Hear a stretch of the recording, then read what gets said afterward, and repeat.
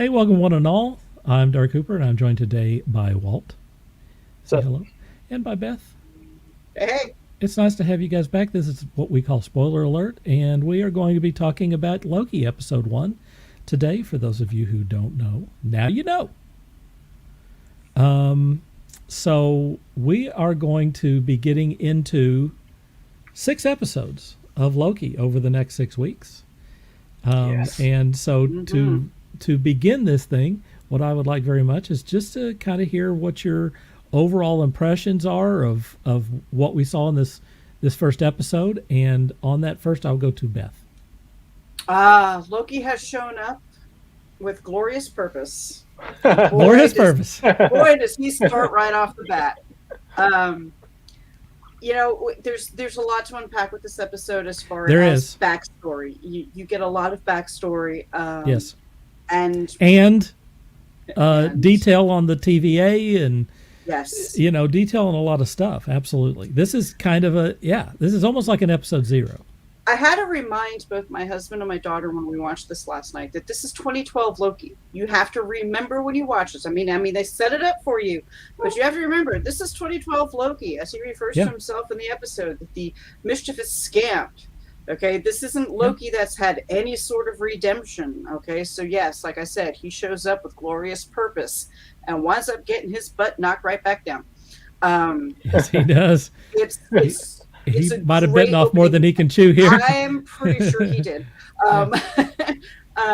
It's definitely a fantastic opening episode that sets the stage, and it already tugs your heartstrings a little bit and makes you feel for Loki. If you did not like Loki over the last 10 years, you're going to love him in this. Yeah. Walt, what do you think? I'm already set for the second episode. Mm-hmm. I was sitting here watching it with my mom and dad, and of course, as you have to do usually with your parents, you have to go back and kind of rehash everything. And I'm like, this is that could be good though. Yeah. And it's like this isn't the same Loki. Like Beth said, this isn't the same Loki that we saw at the end of. Yeah, it's important to note that Infinity War. So this is the original Loki that we were introduced to way back in 2012. So before that even. Before that. Thor. Yeah. So. This was hot off the heels of Thor 1. Right. So and then if anybody watching has been on our Taskforce Geek Facebook group page. And I posted that link where the guy sat down and put in an Excel spreadsheet the timeline for every scene. Like I didn't look at that. Someone said, who has the time to do this? Right. Yeah. I mean, he like set aside like the timeline for like flashbacks and everything. Where it sets if you were to really watch everything in sequence. Mm-hmm.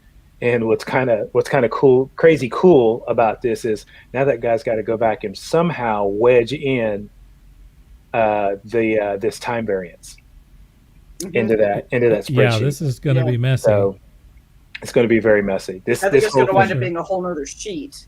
Right. Yeah. So I'm really into this whole thing. This whole multiverse thing is really starting to get me all jazzed up. Yeah. And ready to go. So can't wait. My thoughts on this are, this sort of thing really hits on a lot of stuff I like. I like time travel a lot. Mm-hmm. I like spy shows, I know this is not a spy show, but it felt like the the TVA and the stuff that was in there reminded me of kind of like the sets from Archer. They're kind of retro futuristic. Yes. And I really like that sort of stuff, like the old 60s spy shows and stuff. They're definitely playing off of that. They're playing very much into the bureaucracy stuff, like the movie Brazil, or maybe some other things. That The Prisoner feels a little bit like The Prisoner to me, also from the 60s. Those are all things that I like quite a bit. There's a lot of, I did get to look this up, and I'm going to talk about it here in a minute. the music was really fantastic. I wrote down the name of the composer, and I really wanted to check out her IMDb profile, but the music is not what I expected. It's weird and also kind of 60s. It's got a little 60s vibe to it. It reminded me a little bit of the like X-Files a little bit. They're playing Yeah. off the weird Creepy. aspect, creepy weirdness. That's way up my alley. Yeah. I really like that sort of stuff. Yes, I think you made a really great both of you made a few great points about where we are in this. You got to remember this is old time Loki, and that's going to be a big part of whatever it is that's going to happen from now on. You did actually get a little bit of a character arc in this because he saw what was coming next. We can talk about that in a minute, but they spent a lot of time setting the plate on this episode. With it being old time Loki as well, it's pretty much anything goes at this point. I mean, this is a man with no moral compass at this point, so that's going to make it even more fun. Yeah, for sure. Well, let's talk about Tom Hiddleston. Walt, I'll let you go first on what you think about him in this role. Any thoughts? First and foremost, great job being an executive producer of the show. Yes. Great job. I agree with that. Yes. Serious applause. In fact, I want to see some of these actors, especially some of these big name actors, taking more of a creative role because you can tell, especially with Tom Hiddleston, it's like, okay, Mark Hamill can only be the voice of the Joker. Tom Hiddleston can only be Loki. Yes. Robert Downey Jr. can only be Iron Man. Nobody will ever replace Chris. You could also tell that he's very much invested. He is invested literally in this role. Yes, and also for that, I would like to let's give a shout out to Ryan Reynolds for being one of the first people to be that type of person to do that. Ryan Reynolds made Deadpool. Hey, we got a special guest. Peanut butter. Peanut butter's here. Peanut butter. We need some jelly. Ryan Reynolds not only embodied the character and guided the way that the character should be portrayed. He went as far as to make the film happen. I mean, that film would not have happened without Ryan Reynolds banging the drum on that. I don't think Ryan Reynolds is Ryan Reynolds. I think Ryan Reynolds is Deadpool. I'm pretty sure it's Deadpool playing Ryan Reynolds at this point. Right. Exactly. Yeah. Well, that character fits so well with his just kind of default, who he is. So. Yeah. But Hiddleston, this is one of those things where when they announced it was going to be a straight up just Loki show, I was like wondering what are they going to do? And then they tell us what they're going to do. And, and you get the number one clue as to, we know what's going to happen, after you've watched Endgame. And then, so we have the show. And it's you saw them setting that up there. And you're like, it was obvious, time travel. Are they going to screw up the timeline? And sure enough, and of course, we're setting up the thing. But that's another thing we're going to talk about later on. But as far as Hiddleston, bang out the park right now. And I can't wait to see the next episode. I'm like, gosh, I got to wait till Wednesday. At least it's Wednesday and not having to wait till Friday. It's like 7 days. That's interesting that they pulled back on that. I wonder if they discover that people have more time or something on Wednesday. I mean, there's algorithms that determine this change. I almost guarantee you. Well, I think about when I said, we've got to wait till Wednesday for the next episode. And the reason why I was a little bit shocked about that is because, they released Bad Batch on May the 4th be with you. Yeah. But then they showed the second episode. They showed the first episode on Wednesday, which was the hour and a half long episode. And then they showed the second episode on Friday. So we got 2 episodes that week. Yeah. So and then they Are they went defaulting now to Fridays? and then that's defaulted to Fridays. Okay, well then they're So spreading Bad out Batch. their collection here. So I'm fine that they're spreading it out, and I'm like, well, it's good that they're spreading it out. That means I've got something else I can watch in the middle of the Yeah. week instead of getting it all on one day. So, not that I don't mind getting it all on one day, because I can sit down and, Disney Plus. Just so if you're out there watching, if it's all on one day, I can sit down all in one day and watch them all in one day. So, Right. but but also when they're spread out like this, I can watch them 4 or 5 times in a row that day, and get ready for the show. Sure. Beth, what do you think, Tom Hiddleston? So leading up to this, I actually caught a couple of his movies. I went ahead and invested in HBO Max. Okay. So I finally sat down and watched Kong Skull Island, which was his first major lead role outside of the MCU. Thoroughly enjoyed it. And then I watched Crimson Peak, which I had wanted to watch. Yeah, both of them were really good movies. I enjoyed Crimson Peak as well, and I forgot he was in that. Yeah, I have still not seen that, and I am a huge Guillermo del Toro fan. You want to watch it? He's delicious Shame on and me. creepy in it. He really is. I need to watch that. I liked watch him. Yeah, there you go. See, something good to watch. Yeah. I liked him as Loki, and so going back and watching some of his other things and seeing the range that he has makes me appreciate what he does as Loki even more. To be honest, I've never read a lot of the Loki comic books. Loki as a comic book character is new to me, but I'm familiar with the Norse legends that surround the god and everything. And there's an Easter egg I'll talk about later that I noticed that has really goes into detail with the legends. So what I'm seeing as his character, as he's playing the god of mischief, falls right into line with Norse legends, and then he adds just his own charisma on top of it. And I'm sorry, I'm a chick. That man smiles. I just know. Okay. Hey, you got to see him nude too. Right? Yeah. I mean, kind of nude. Nice. Implied nudity. Nice. Yeah. Hey, I don't always need to see, below the waist. Just I can admire a nice chest, and he's got a nice one. Yeah. So. Look, I discovered Tom Hiddleston through, obviously his role as Loki, and have been, paying attention to him pretty seriously. He has been.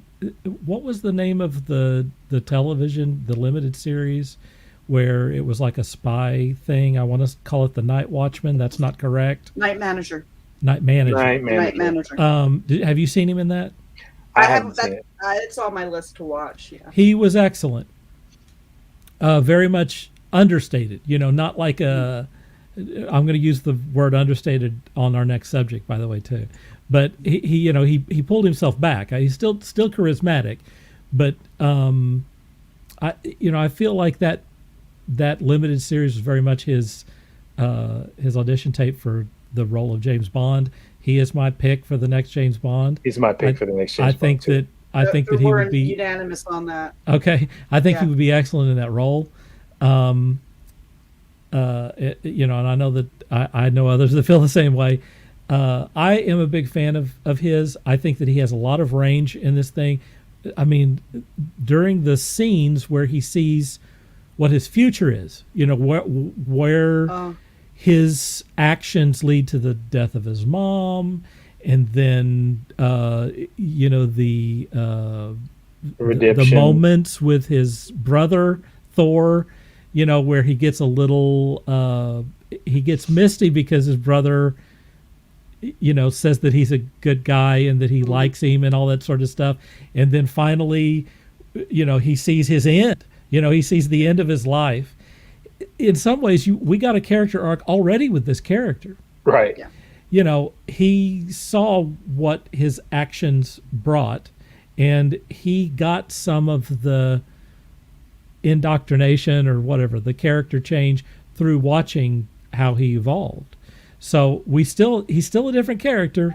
He's Yeah. still very much a raw version of Loki. He's going to be more mischievous than the one that we know, but he got taught the lesson Right. by looking at all this stuff. And wow, look at just in that very brief scene. What is that scene? 3 minutes long? Something 3 like minutes that. long? Yeah. If that, the range Look of at emotions. the range of it. He has no one to play off there. There's Yeah. no one for him to discuss things All with. him. There's no talking. There's nothing whatsoever. It's just, okay, now we want you to react that your actions caused the death of your mother. Right. And like you get this reaction that's like, holy shit. Yeah. He's so amazing. And then you get the reaction of, okay, now your brother is saying good things about you. And so you get that reaction from him. And then you get, hey, now Thanos is going to take your life. Or even spoiler alert. there's one that you missed in there. It's like, oh, and here you get to see yourself being as the hero, being the hero alongside with your brother. Yes. And alongside Yeah. the legendary Valkyrie, you are a hero here, and your people, your followers, your people are fighting alongside with you, everybody.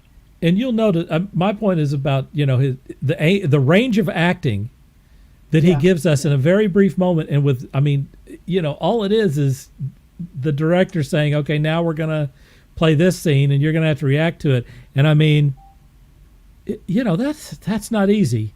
No. And Strength of that he scene brings really, it. Yeah, he brings Because it. those scenes mean nothing without his reaction. Yeah. And his reaction was right on target. And he had very little to play off of.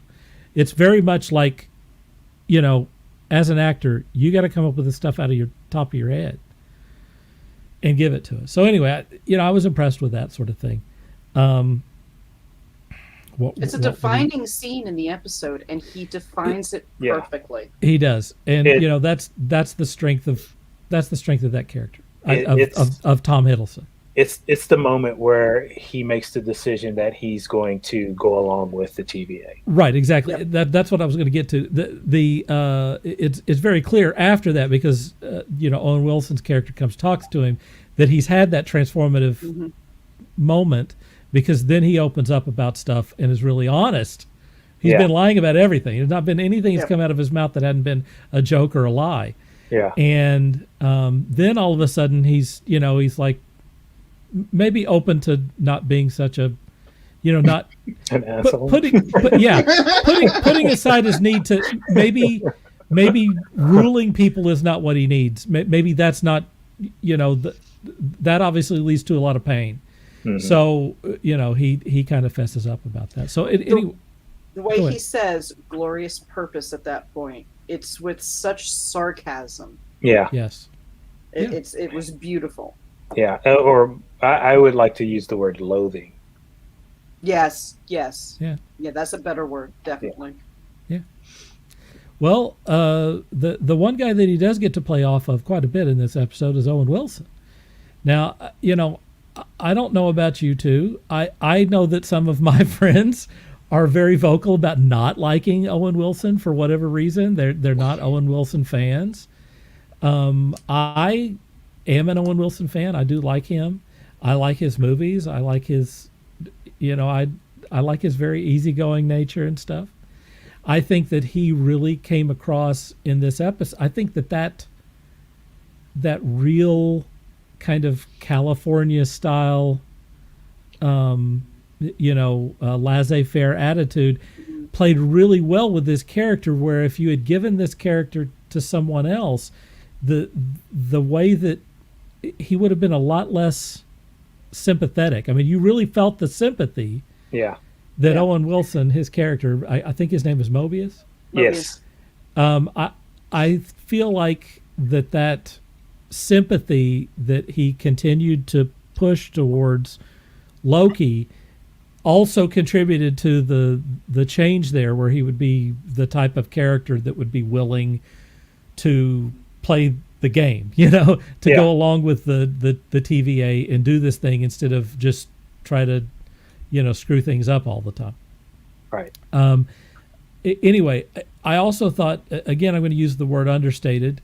I think that Owen Wilson played this role in a very understated way, very kind of straightforward, and was great. Even in scenes like where he's interviewing the kid, in the church and all that sort of thing.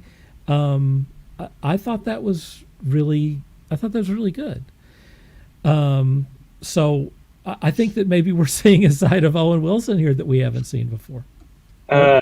What do you I think? the character is, I think personally, and this is the vibe I got off of Owen Wilson's character Mobius. We are seeing the new Coulson. Yes, Yeah. I would agree.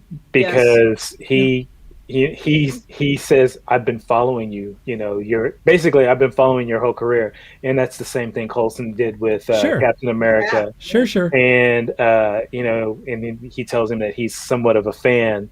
And he believes that there's, after knowing his life in that timeline, he believes that this is the one that's going to help him solve what's going on. So, and the way that it was played, not as fanboyish as Coulson was, but the whole time, when the whole thing, when the whole flashback scene about killing Coulson came up, that's when I got the vibe. I was like, this guy's like Coulson, So I think we have not necessarily Coulson, but we have a Coulson type character now.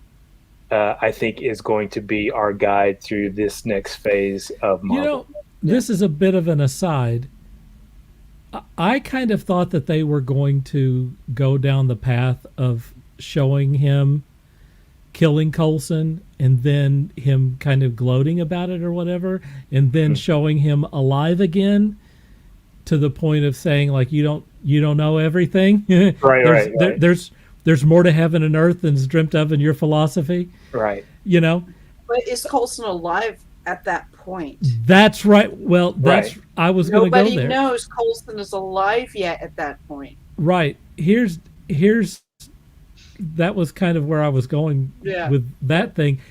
Is Coulson alive in even current continuity? Because Coulson didn't show up at the end of Endgame. Right. Did Coulson really die there? For Tony's funeral. Yeah, he didn't show up. They certainly didn't refute it in that playback. No, they didn't. Don't know. Good point. I like it. And technically, are they going to let the Agents of S.H.I.E.L.D. Be within the MCU proper, or is it an alternate timeline? So I feel like they have flushed all of that. I think so too. Same here. Especially after what we just talked about. I think that they are just saying, like, those television, those things, and it may include Agent Carter. I don't know. Yeah, I think it does include Agent Carter. Yeah, it probably does at this point. I think they probably, those were done by Perlmutter, who Kevin Feige hates his guts, and he may feel like. Plus, certainly, I know they want to forget the Inhumans. Right. Oh God. Steve's whole timeline with Steve going back and then staying with Peggy pretty much shot all of that. There you go. The Inhumans. There you shot go. Agents of S.H.I.E.L.D. I will agree. Yeah, Steve staying with Peggy changed all of that. That's there where we see that split. That split. And now we are, we were just cruising along that highway quite nicely. Loki takes the Tesseract and takes exit A. Yep. Steve stays with Peggy and takes exit B. Yep. So right there, technically, we already have two splits off the main timeline. Yeah. I think that's a really great point. Which, going back to Owen Wilson playing Mobius, we see him having to deal with Loki's split right off the bat, and how that's already screwing stuff up. One thing I loved about Owen Wilson in this role, I was reading some stuff about it beforehand, was he sat down and had like a 2-hour conversation with Tom Hiddleston, just interviewing, just throwing questions at him about what's it like to play Loki, who do you see this character as, and everything. And he really delved into Tom's thoughts about the character as the originator and did his homework. Wow. And I really think I'm impressed. That comes across. Yeah. You could see he was taking this role very seriously. Yeah, oh, definitely. Definitely. And, but I'm with my daughter. If he doesn't say wow just once throughout these 6 episodes, I'm going to be really disappointed. A big long wow. Yeah, We just need really, one. he's really not, he's really not playing that sort of of guy, No, but somewhere he'll sneak it in. I mean, come on. I mean, yeah, I think we had this conversation on an earlier episode about Owen Wilson, and I was like, well, he did play a shot down, fighter pilot, and that was, and I mean, it's not an excellent movie, but it's a movie. When I see it on TV, I'm like, I'm going to sit here and watch this movie. Yeah. So he's another one who has a very big range, but most people know him for his comedy movies. Yeah, they don't know him for some of the more serious stuff that he's done. He had a deal where like he was like a journalist or something and trapped in a foreign land or whatever, that was where they were having like the Arab Spring or whatever, and he was trying to get out. You know what? What was the name of that? I saw that movie. That movie was a good movie. I wanted to see that, and I kind of felt like obviously this was a very different role for him. Yeah, I saw that movie, and that movie was a really good movie. Okay. He was also in, and I can't remember the name of the movie. It was one of the haunted house movies, and and I think it was him and Catherine Zeta and somebody else. I can't remember. May have been Qui-Gon, but it was a haunted house. Liam Neeson. Yeah, I can't remember. I remember seeing that one at the movie theater. It was one of the early PG-13 horror movies. Let me do the air quotes there. Horror movies. Yeah. But not very gory, but very good special effects and whatnot. And he played a character with some mental things. It was a small role, but it was a good movie. So yeah, Owen Wilson. Yeah, I'm in. I remember watching Marley and Me with Caitlin when she was little. Oh yeah. Yeah, I mean it's a little rom-com, but still, I mean it's a it's a heart-wrenching rom-com. Yeah. Peanut butter gives her seal of approval on Owen Wilson. I will also say get used to this character. Oh, I'm already used to it. Yes. I don't think that he's going to be one and done on this thing. No. I mean, you just compared him to Coulson. There's a lot of stuff coming down the pike where it wouldn't be a big surprise to see a member of the TVA it would show up. I would be ecstatic if he shows up in Doctor Strange. The Haunting is that The movie. Haunting. Okay. Yeah. That's the movie. Yeah. I feel like I mean, one of the I'll wait to talk about it here in a minute. Let's talk about the big bad guy in this thing. Not what I expected, to be honest. I'm not sure what I expected necessarily, but I certainly didn't expect this is called spoiler alert. I'm going to give it away. The big bad guy in this is yet another variant of Loki. Of Loki. Yep. So we haven't seen what that's going to be. Do you think that there's something do you think that we've seen something in the past? No. I mean, I have to. I don't know.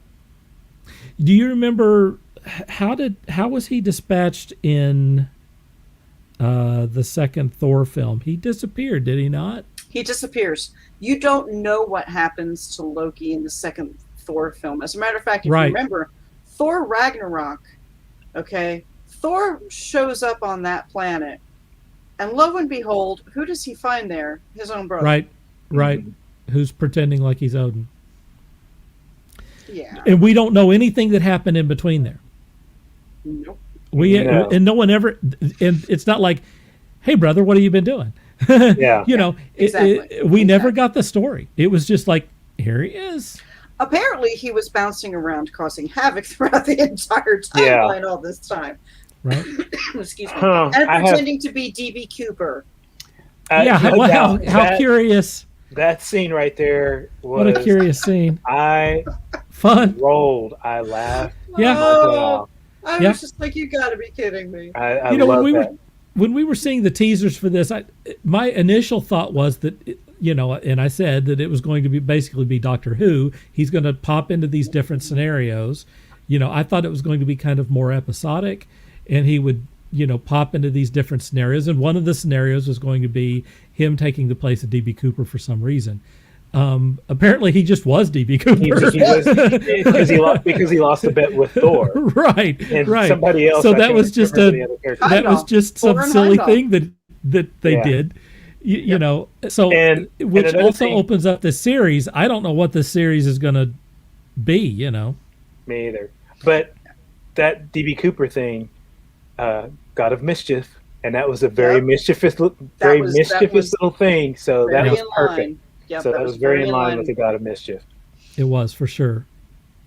So anyway, you know, that's the big bad guy. We don't really know what it is. There's some Easter egg stuff that might suggest what he is. Yeah.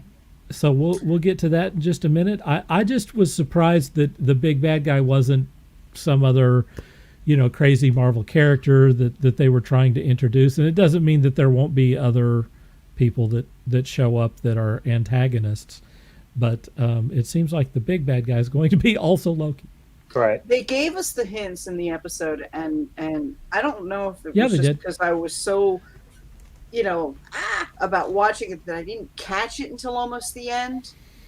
But you know, in the scene in France, they're saying, you know, these guys are killed. The Minutemen were killed the same way as the others before, all stab wounds. Yep. Yeah. That's what. Who in the MCU do we know uses daggers? Bucky Barnes. You're right. Right.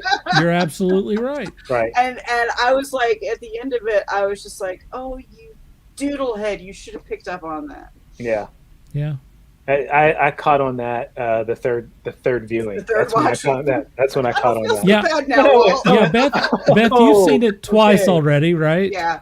And Walt 4 times? 4 times. Holy cats. Yeah.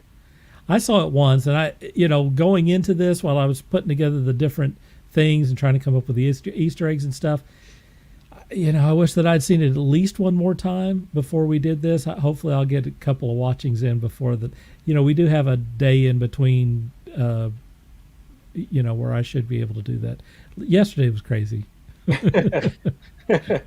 There's a reason why I don't do these things. You know, we don't do it on Wednesday is because it's just too much to do the live show on Tuesday night and then get up the next morning and have all this stuff ready. Get ready for today. But it does give us a little bit of time.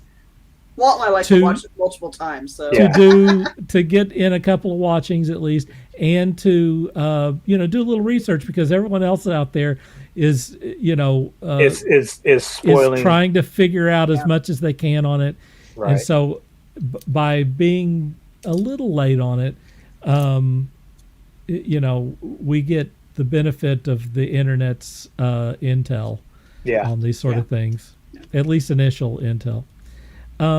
So what are your thoughts about the Time Variance Authority? How is anyone familiar with them from the comics? Because I had not even heard of them. I've heard of them, but I'm not familiar. Before this. Same here. Yeah. Okay. I've heard of them like many years before. You know, I read Marvel comics back in the 70s and 80s. I read a lot of Avengers stuff. I was a big Avengers fan. I was a big Spider-Man fan. I was a big Iron Man fan. So, you know, all of that stuff is, you know, there's been a lot of crossover stuff there, but I didn't follow Captain America, so I have a big blind spot there. I didn't follow Thor, so I have a big blind spot there. And, you know, there's plenty of other stuff. I mean, they were putting out quite a few comics during that time. If I could wave a magic wand, I would have wanted to have all those comics back when I was a kid. Yeah. But, you know, I was happy to get one. Yeah, I want them. Oh, Yeah, wow. oh, I would love to have 100 issues of everything they're putting out. That would be maybe someday. So anyway, what do you guys think about the Time Variance Authority, and what do you think that the TVA is going to have a bigger role here? I think the TVA. Hopefully they'll have a bigger role. And after reading some things up on the TVA and everything, I would say as far as the multiverse or the time stream goes, the TVA is our shield in this story. Yeah. Right, and speaking of Shield, I mean, I think they've replaced Shield with Sword in the, I think we got that they have. from They WandaVision. I think They have. They have. obviously the next time That's that the we next. see, That's the next step. Yeah. Yeah. next time we see Nick Fury, he's going to be Agent of Sword, and probably doing stuff with the Skrulls and stuff. But yeah, I think this is. I don't know, with Loki being Loki, and with the likes of shows like Rick and Morty being out there, I hope that the TVA doesn't end up by the way of what Rick did to that show's what you could say is a semblance of what the TVA. I hope that doesn't happen, right. because it's obvious. And there's Easter eggs that we haven't gotten to. There's some Easter eggs about the TVA that we've seen. Yeah. That that's our next subject is yeah, Easter egg. For those who are waiting for Easter eggs, we got a lot of talk about that coming up. that lead us to believe that they're going to be a very big part, or they will have to be a very big part of what's going on with Phase 4, and I guess 5 and 6 coming up here. So with our current overall, maybe from big now bad, on. Yeah. Not just Owen Wilson, but the TVA, I think are going to be a big part. I mean, I say a big part. They're going to be there. They're going to be around. Yeah. You're going to get familiar with Owen Wilson's character. He's going to be showing up in places, and he's going to bridge some of the narrative, on things. I think. Mm-hmm. I think that if this next phase is going to be about the multiverse, and it looks like it is, looks like Spider-Man's delving into it. Looks like like Doctor Strange is delving into it. Yeah. It looks like Wanda's getting into it. Yeah, Ant-Man and the Wasp, was it Quantumania? Yeah. Is definitely part of that. I think that the TVA and this Mobius character from Owen Wilson is going to be kind of a background character for the next few years.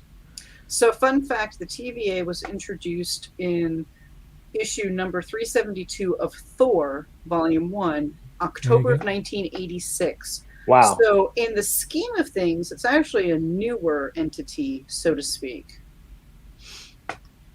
Yeah, that's cool. So, TVA is definitely involved. And again, with I have a blind Loki spot on Thor. Yeah, I do too.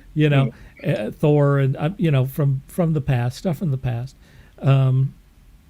But that's okay. It's fun to there's so much lore that they're dipping There's so into. much you can go. Yeah. There's so much. So there's just way more than we can even touch on if we want. Oh, I have to go first on this one. Oh, go for it. Okay. Knock yourself out. Go ahead, man. So I don't know if you realize this, but the scene where take a ticket and move on. Yeah. That scene, he goes, where there's only two of us. I don't know if you all realize this, but that other person that was in that room, that was a younger version of Loki. Oh. Because all the time variants that they've been hunting have been Lokis. Have been Lokis. I'm gonna have to watch that again. Because he had long hair. He was just as belligerent as Tom Hiddleston. Mm-hmm. And then when he was zapped, that's when Tom Hiddleston was like, "Hey, where's my ticket? It's right here." So interesting. And it went over my head, and the fourth viewing is when I realized, oh my goodness, I haven't heard anyone say that. That's Loki. That That's a makes Loki sense. variant. Yep, That's that a makes Loki sense. variant because that's all they've been hunting. Because it's like he goes, when the time variant or the timeline has been straight up until Loki did his little thing, and then all of a sudden, they said that they've got units that are being hunted down and everything and stab wounds, and just so happens to be, it's like we haven't had to do this in forever until now. And so it was odd. I'm like, he's got dark hair, and it's about the same length as Tom Hiddleston's. He's pretty much being just as belligerent as Tom Hiddleston. I said, that has to be a Loki variant. Yep. Interesting. That makes sense. Because that's what they've been hunting is a Loki variant. A Loki variant. Yeah. And they hadn't caught the one that they've caught, that they need to catch. Let me yes. let me show you a few scenes from the show. Let's see if let me make this bigger. How about, does that help? Maybe. Look at this. Yeah. That's there good. You go. That's good. So they go back in time and to France, and 1549. Whoever it is that they're hunting, which as we now know, it's Loki. It's a version of Loki and stuff, and we see this on the some stained glass, and the kid who was the kid a boy or a girl? I don't know, but I'm gonna say it was a girl. Okay, But- well, I thought it was a girl too, and in the story there was a story online where they said that it was a boy, and I thought that's not what I saw. Not that it matters, Yeah, but it's just like to me it doesn't matter. I thought it was a boy. I just don't want to but call the character. kind of you know. androgynous. Okay, I mean, I'm I just think gonna say a kid. okay. Yeah, just go with the Okay. kid. Well, the kid, they said, who was it that did this? And they pointed at the stained glass. And I think that if people are looking at this and the craziness over Mephisto, Yep. everyone's like, oh my God, that's got to be Mephisto. No, look, calm down with the Mephisto stuff. There we Yeah. go, Mephisto. Yeah. We know that Loki is a version. I mean, look, if you're into Christianity, you should know that there is some shared lore with other religions. Yep. Yep. And Loki, the trickster, the liar, is very much, kind of like a Satan dude. Mm-hmm. And so, let's not forget, and I got another picture here just to underscore this. Oh, not that one. This one. Yes. That's the same. That's the same That's dude. the same image. That's the same. Same dude, image. folks. Yep. He's got the horns. He's got the look. So, don't, please, for the love of God, It was Agatha. Pun intended. let's not. It was Agatha. Right. Wow. Let's not go crazy. I think that they're saying, that he is the god of mischief. Mm-hmm. So, that's the way that someone who's in a Catholic church is going to see him. There's the character. I mean, is the character or not in a dress, right?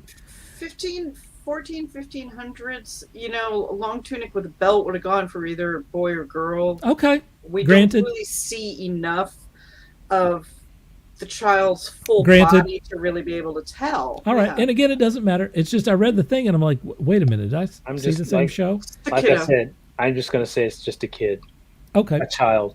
What was this about? Does anyone have any idea about he drew the little character and they animated him? Was he just entertaining the kid? I think he was just entertaining Yeah. the kid, trying to win Yeah. the trust. Okay. All right. Especially, he's showing up in clothing that would not have been normal for that time. This is not This Yeah. is not part of the, Yeah. the 1500 Materials routine. Yeah. that are not part of the time. If this kid was a witness, Especially the ones who were, I mean, you could say that the kid might Oh. have thought they were in armor or something, but I Yeah. mean, armor don't look like that. Right. I thought it was pretty interesting. And again, another understated performance. My There's the kid. pesto. So the kid has some blue stuff in the teeth, right? And Yeah. and following up on that, he asks about it, and he produces this gum called Kablooie. Yeah. Now, you can overlook this, but this is an Easter egg, folks, because of this picture right here. Mm-hmm. That is a frost giant. Yep. That is and Loki has a connection with He a is frost giant. He is. That's his origin. He's a frost He's giant. half He's frost yeah, giant. he's Jotun, yeah. So, and other people have mentioned that there is something called young Loki. Is anyone familiar with that character, that version? Yeah. Mm-hmm. I'm not filled in on the lore, but yes, I'm familiar with the young Loki. Okay, they say that this may be some sort of allusion to that character, to the young Loki version, because of this little cartoonish picture here that you have on the gum. So there's more going on with the silly gum routine than you might think. And also, he said, don't even bother scanning it.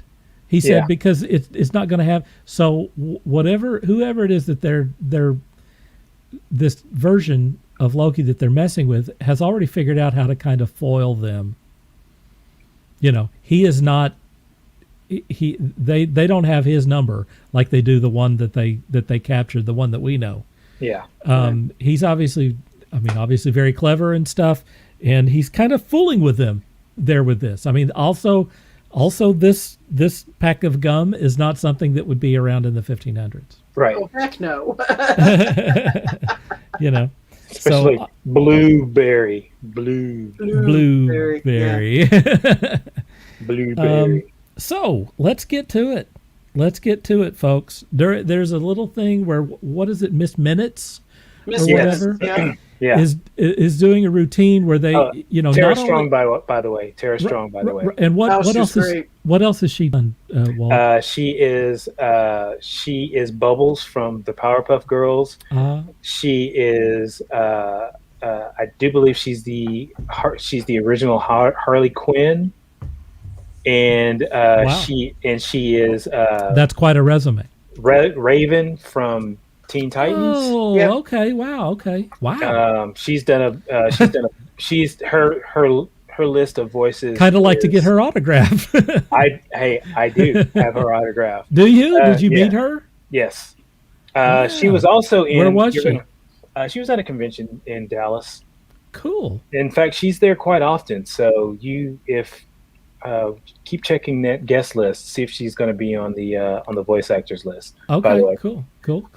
Also, she also has some live action appearances. You'd have to go all the way back to Square Pegs TV show. Oh my Lord. Oh, I forgot she was on that. Yeah. So Yeah. That's funny. yeah. All right, Yeah, a now lot we're of the dating voice ourselves, actors could also play the characters. I mean, Yeah. they usually hire people that kind of look like, whatever the characters would be. So anyway, during the course of this thing, again, we are reintroduced to Loki. We get Loki's entire story and stuff, but we also get, this is also kind of an origin issue of the TVA. Mm-hmm. And they explain a lot of stuff in kind of a goofy 50s style, which is great, like a 50s or 60s style, like a public service announcement or something they would show you if you were in school. Yeah. They'd show you like the Oh, film. excuse me. Like they would show us when we were in school. Yeah. Right. I'm sure they don't have Yeah. these stupid things No. now, Yeah. but like the old duck and cover type things that they used to have. That's a little before my time, but Jiminy Cricket anyway, films. right. So anyway, you get these three characters here that they talk about. I don't remember the name of these characters. What help me out, These are the folks? timekeepers. Timekeepers. Thank you. There are three of them, Mhm. and who's the dude in the middle? Dun, dun, dun. Kang. Yeah. Kang. Mm-hmm. Right.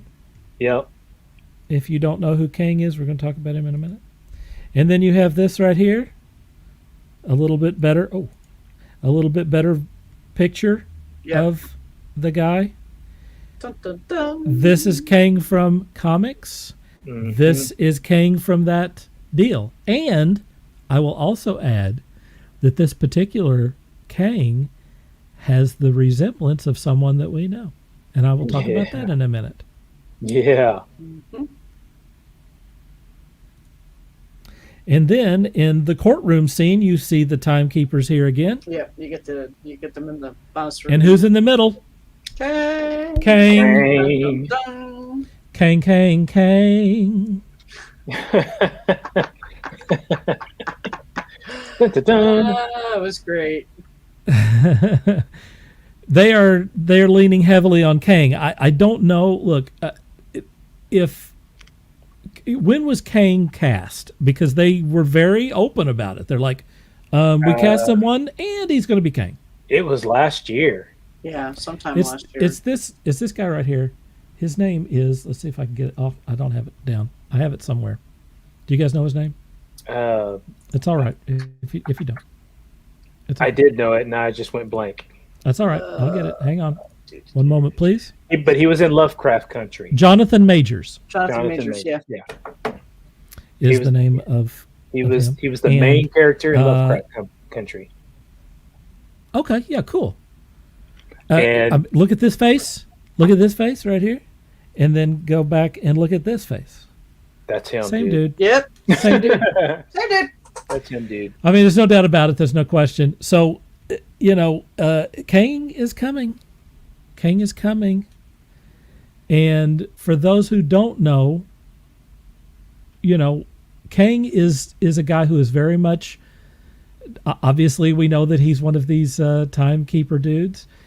He is someone who has vexed the Avengers on many occasions. Many times. I seem to remember him from the X-Men. Am I wrong on that?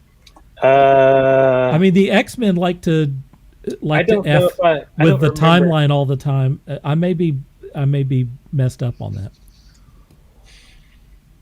This is your Thanos here, folks. For the next round, this guy is Yeah, this is likely our to be our big baddie. be the guy who they're going to have to take down in about 10 years. Likely. It's either either going to be Kang or it's going to be Galactus, I think.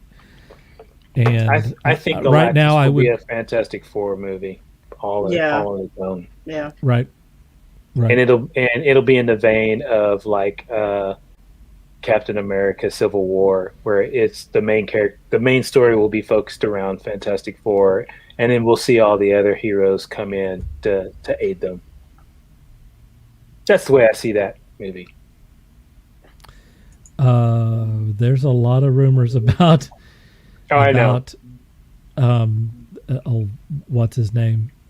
And Galactus. his wife Oh. getting cast in the Fantastic Four movie. Oh, Krasinski. John Krasinski and Emily Blunt being cast as Mr. Fantastic and the Invisible Woman. Okay, so according to Games Radar, this particular version of Kang is supposed to be Nathaniel Richards, who is A distant relative. a distant relative. Yeah, and he's also the one that is known as Rama Tut. Mm-hmm. I think that's how I know him from the comics as Rama Tut more than as Kang. And But Fantastic Four, a lot of young Avengers. I'm not seeing anything talking about X-Men, but for some reason I'm thinking he was involved with X-Men too.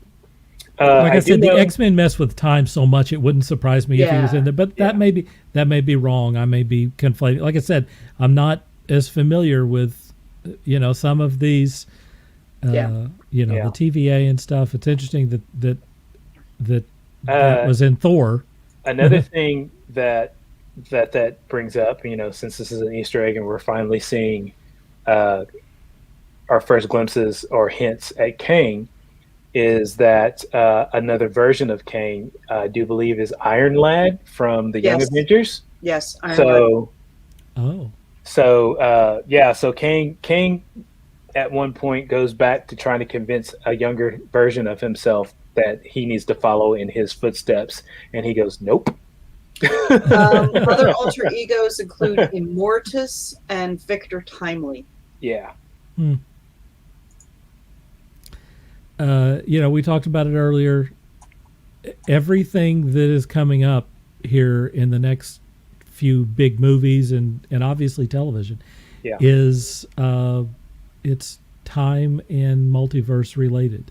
Mm-hmm. They said that they unified the multiverse on their timeline, so it's all connected. X-Men Evolution. Okay. There you go. The animated series. There you go. X-Men There. Evolution. I guarantee you that's what it was right there. He was involved with Apocalypse and There you go. Apocalypse's origins. So, There you go. That right there is that That's was it my right there. connection. Yep. That was my connection right there, no doubt about it. Kang the Conqueror, a character set to make his debut in Ant-Man and the Wasp: Quantumania, made his silent MCU debut in episode 1 of Loki. They're saying. So anyway, that's the big news on Easter eggs, is Kang. I kind of have one, but it's not necessarily an Easter egg, so to speak. Yeah. Did anybody pay attention to Loki's bio sheet?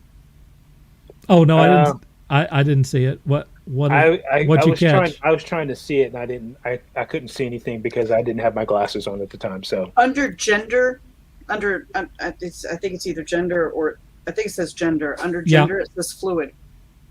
Really? Oh, really? Now I saw something about that on Quora, and then I watched the episode, and I thought, "What? Where did they get this topic from?" So you caught something I didn't catch. Okay, so here's where they get this from. Again, I'm not a big Loki comic book reader, but as a fan of Norse mythology, Loki's sex should be considered fluid. I mean, that wouldn't be a surprise to me at all. Right. It's not like that would be out of character. No, it's not out of character, that's for sure. But also, let me find where I had it. Loki in Norse mythology, a cunning trickster who had the ability to change his shape and sex.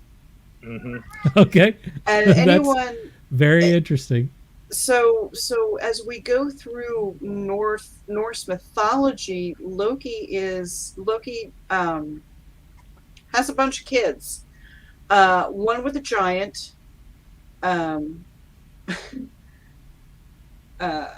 is it? Yes, one with a female giant, Angrboda, who he is the father of Hel, Jormungandr, Hel. and Fenrir. Yeah. Okay, so the world snake and the wolf. But he is also the mother of Sleipnir, Odin's 8-legged horse, who we actually see in the first movie. Proof that, yes, Loki is gender fluid. All right. Also race fluid and species fluid. Yeah. Well, yeah. And for sure. And I think I think we're probably going to see that with whoever the bad guy is. Right. I think you're going to see him look a lot like maybe the frost giant version than you're going to see him. Yeah. And I do believe in the version the human looking dude that we see in the comics as recently as I would say within the last decade. He did run a stint as Loki, but in female form for yes, he did. For a stint. So whatever. It's Loki. It's Loki. I mean, it works. I mean, and he's the god of mischief, and I can just imagine him going, "Look who you've been sleeping with this whole time." Right. This is a little off topic, but they announced the stuff for Sandman, and they talked about like Death is being played by a black woman. And on one hand, I would have liked to have seen the Winona Ryder looking goth version of Death, just because I've always liked that look, Yeah. But it's certainly within the realm of the endless, who are not, they're not humans. They're gods. They're entities. Right. They can look however they want to. They can look however they want to. It's not off the range for Death to be a black woman. And going further off the tangent on that, it's the same thing with Starfire in the Titan series. Starfire is like orange. Yeah, they people lost their stuff when they announced that a black actress was going to play the character. Right. And you know what? I've been watching Titans, and she's phenomenal. She's phenomenal. She's in fact, in the first season, the first 3 episodes, that's the best actor in the series up until. I haven't seen it. I know that, and all of this stuff gets thrown into the same thing. I know that a lot of people really complained about her outfit because she had like this, a fur jacket and so. Yeah. She had the 1970s disco outfit, and that's what Starfire looked like in the cartoon series. And I had found in an article with the creators. I heard that they corrected that recently, though. What, that she's got kind of a more modern looking. Yeah. Well, no, I read an article with the creators of Starfire, and if you go back in. And I didn't think about this until after I read the article, and I went back and I looked at some of the original George Perez drawings of Starfire. They actually based her facial features off of a black woman. Okay, yeah, that's interesting. And not a surprise. Not a surprise. And I went back and looked at it, and I was like, "Well, she doesn't have a thin nose. Her nose is wider. She's got thick lips." I'm like, they did base her off of a black woman. The curly hair and everything. I was like, blew my mind. They just made her orange. Okay. Yeah, they just made her orange. Yeah. So I've gotten to the point with this where if the actress or the actor is the right person for the role, who cares? Yeah. Yeah. I mean, they're in the casting room. They're the ones who see what they bring to the role. Particularly, we've talked about this before. Particularly if it's a Marvel thing, let's let them do their thing. I mean, if it's a god, a god or an alien. How often have we been disappointed with the casting by Marvel? The track record's pretty good, folks, and it's been 13 years. Mm-hmm. Let's give them a break. Give them a break. I mean, let's even let them make a few mistakes. It's okay. And they've got a few to make. 4 letters, and I'm not going to say the words. Everybody can figure it out. CTFD, everyone. CTFD. When it comes to these, castings, just CTFD. Right. Right.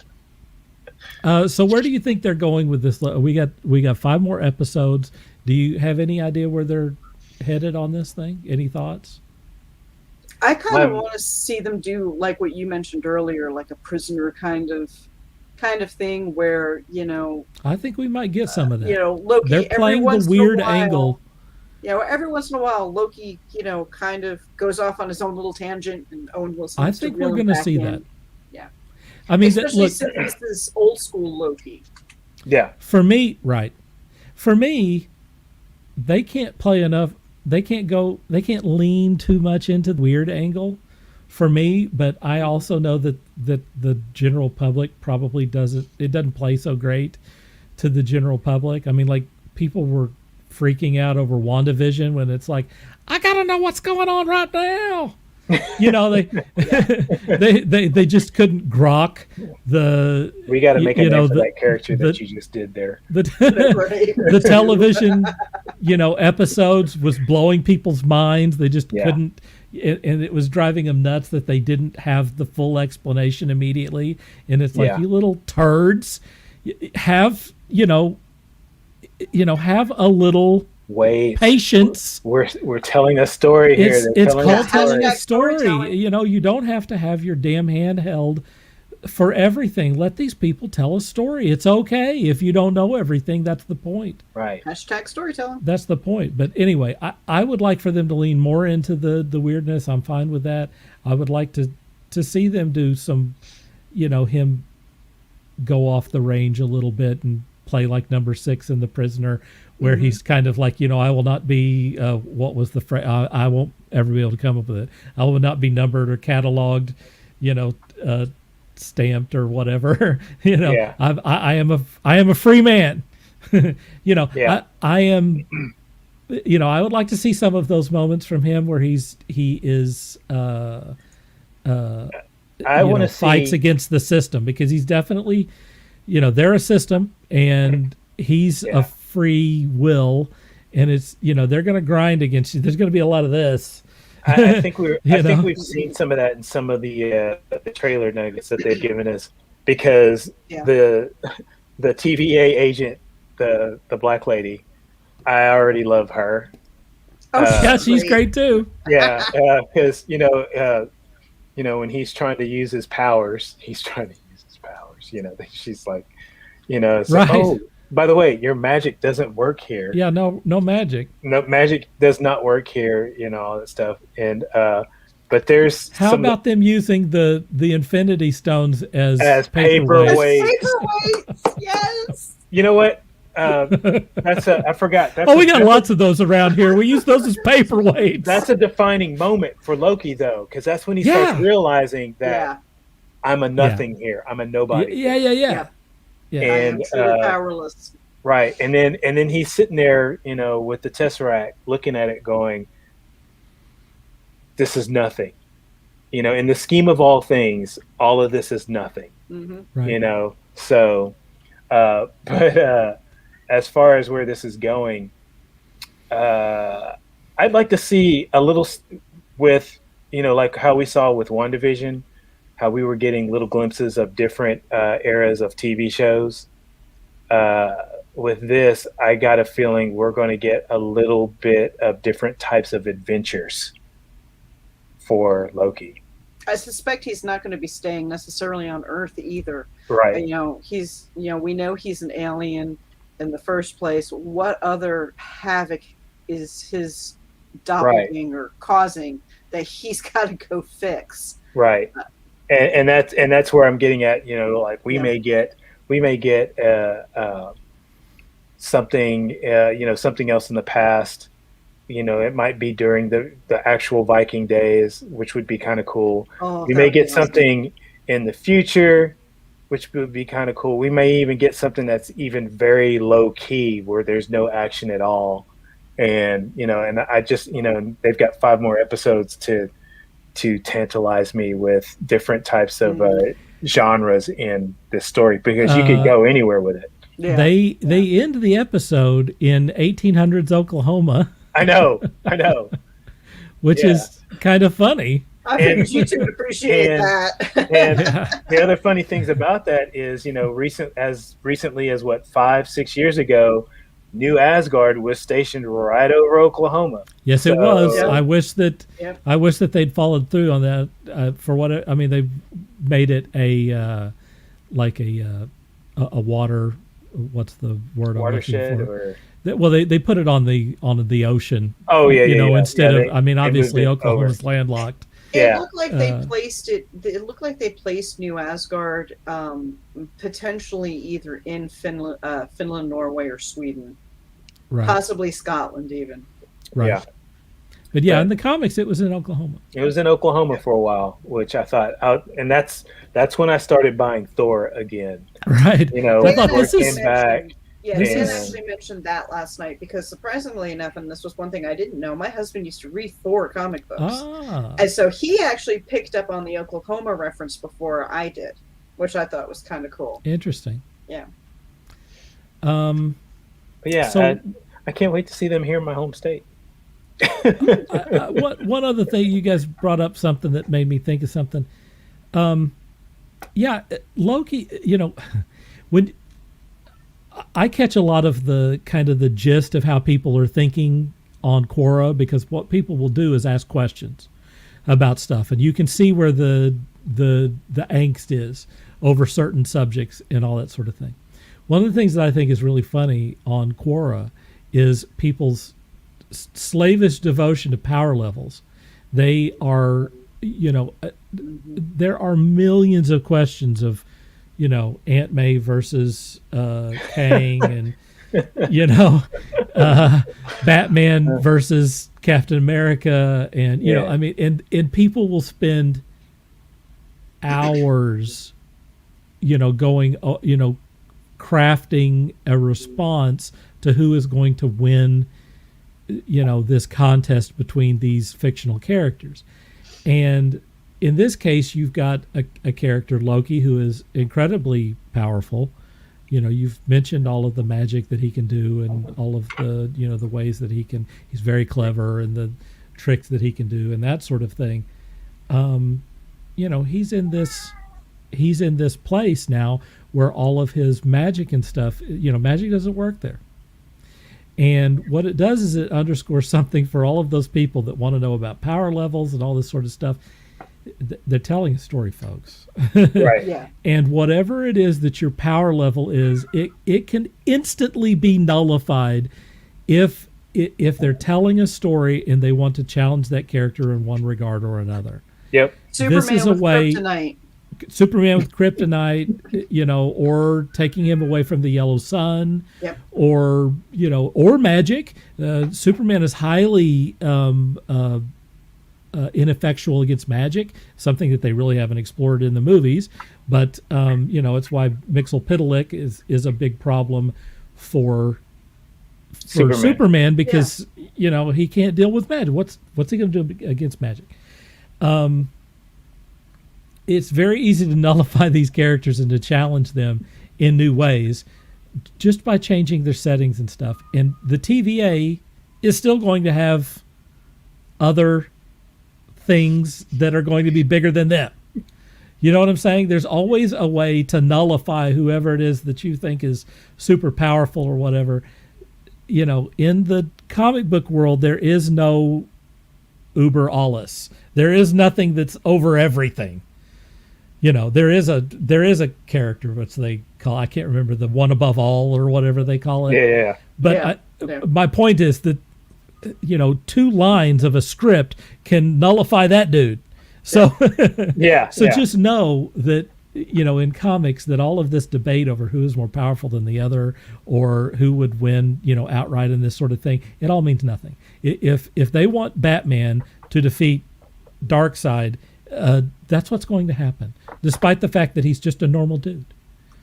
Remember, Batman, us writers make or break the characters. Absolutely. I had a thing. I answered a question like that one time by saying that Aunt May could defeat Thanos. Yeah. And my point was, in my scenario, we're so far off the range here. My scenario was that in the MCU, that Aunt May could go visit Thanos. This was written right after Infinity War. That Aunt May could go visit Thanos on that planet that he retired to or something, and that he's lonely and he becomes smitten with her, and so they sleep together, and then when he falls asleep, she slips the gauntlet off of him and hands it to Nebula, who took her to his planet or whatever, and just like that, she's defeated Thanos. So my point is, that's an absurd scenario, but there's nothing in that couldn't happen. Yeah. In the original comics, Thanos was smitten with death. Why not be smitten with Aunt May? And the story starts off with him making the snap. There's no battle for the stones at the beginning. Right. So, and that's just my point, is that writers can change things immediately. All of this power stuff is stupid. Any character can defeat anyone if that's what the story requires, or it makes a good story. I mean, let's think about Gladiator. From the Shi'ar, for the longest, was basically a ripoff of Superman, but nobody knew how his powers worked. And then we find out that his powers comes from confidence in himself. So if you make him doubt himself, his power level goes weaker. Right. So, and you have to make characters weak or vulnerable in some way, or you have no story. Yeah. And that includes villains. Absolutely. A lot of Absolutely. people Villains are all are like, villains are powerful. Villains, you can't take down the villain. It's hard to take down the villain. No, villains are just as vulnerable. Right. I contend that Baron Zemo was the best Avengers villain. He never threw a punch. He defeated Exactly. he defeated the Avengers with nothing other than his mind. Right. And he's not like Lex Luthor, where he's like, celestially intelligent. Yeah. He just was very clever. And he pitted the Avengers against each other. He broke their ass up. Yeah. Congratulations to that dude. And, and he was a great villain. And, the Vision could have punched his hand through his head. There's no Avenger that couldn't have physically beaten Baron Zemo. Sometimes sometimes the best villains are the smart ones, the ones that use their common sense. And he had great motivation, by the way, because the Avengers blew into his country, and he lost his wife and kid on the deal, and he's like, I'm going to get their ass. Yeah. That makes for a great villain. He's like, and they didn't even come back to help clean up. Yeah. And that was what sent him over the edge. He had a point. Yeah. He had a point. He had a point. They didn't even come back to help clean up. Peanut Butter says the villain in her story is the lack of kibble in her food bowl. Oh, that's the villain for all cats. And noise. I don't know if you noticed, but I had a dog decide. I had a dog decide that he needed to come in the room and just check things out. Yep. And then all you could hear in the background was the softball World Series going on in the background. So I had to send a text to Dad. Dad, please come shut the door. So that's when you saw shutting the door. Beth, what are your final thoughts on episode 1 of Loki? It's off to a great start. I really think just the power of both Owen Wilson and Tom Hiddleston's performance is going to drive this show into in directions that we're not even prepared for. Again, it's another hit from Marvel. Yeah. Damn.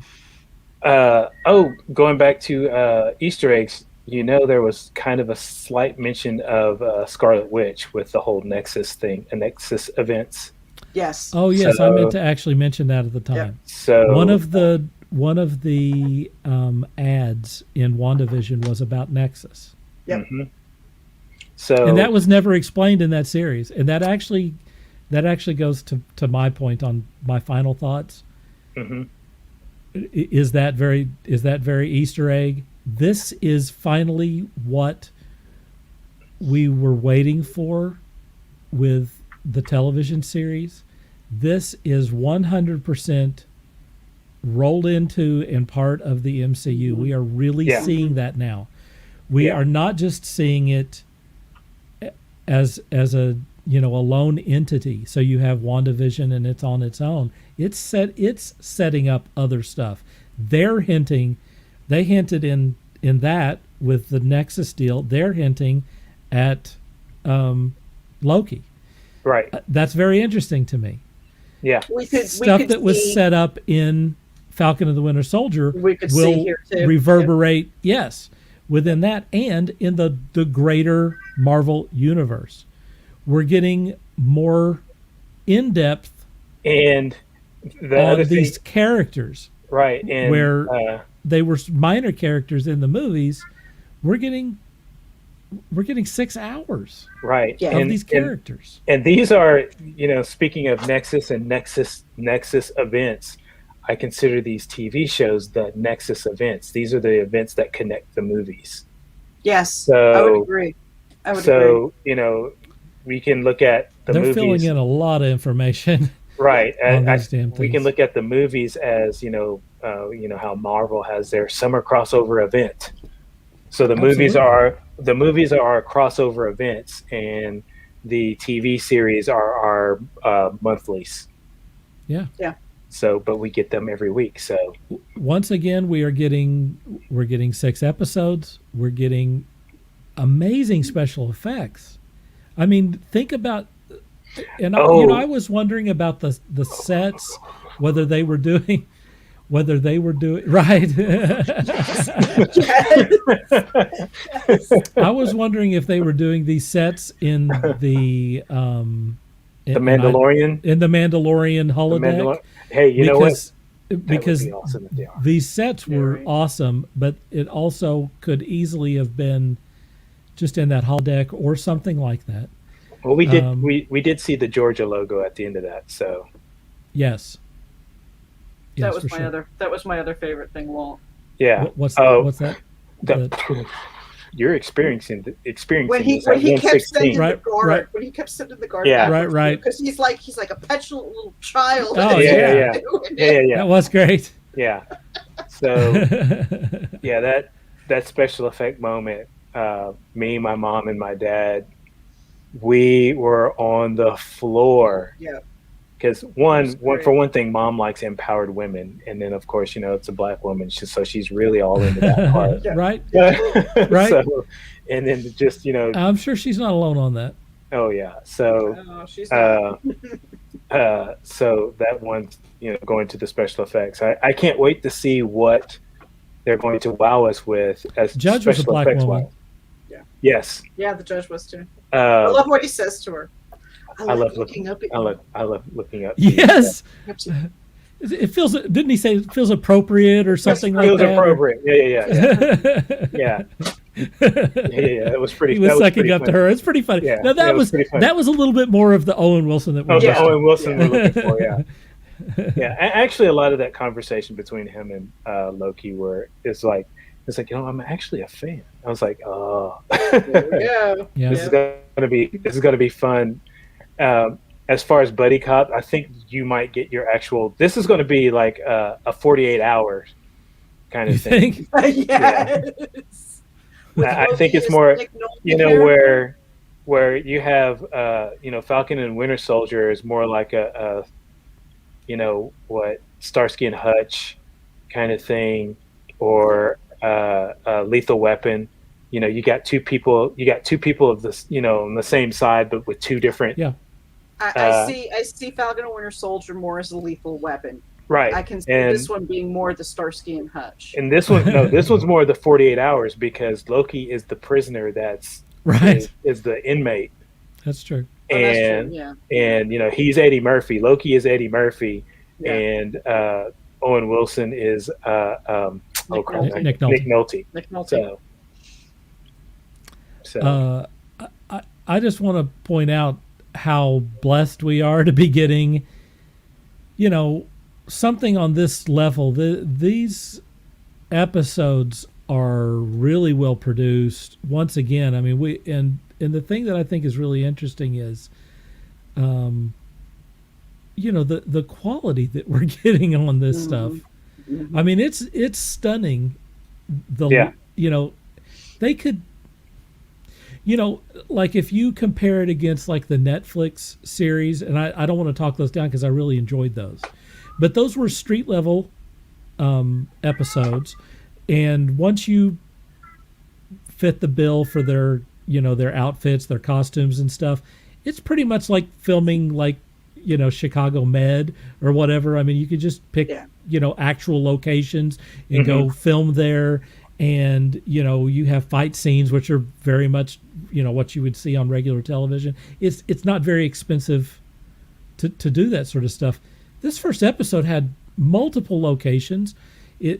Everything in the TVA strikes me as being like manufactured. I don't think that those are actual sets, so that's all special effects.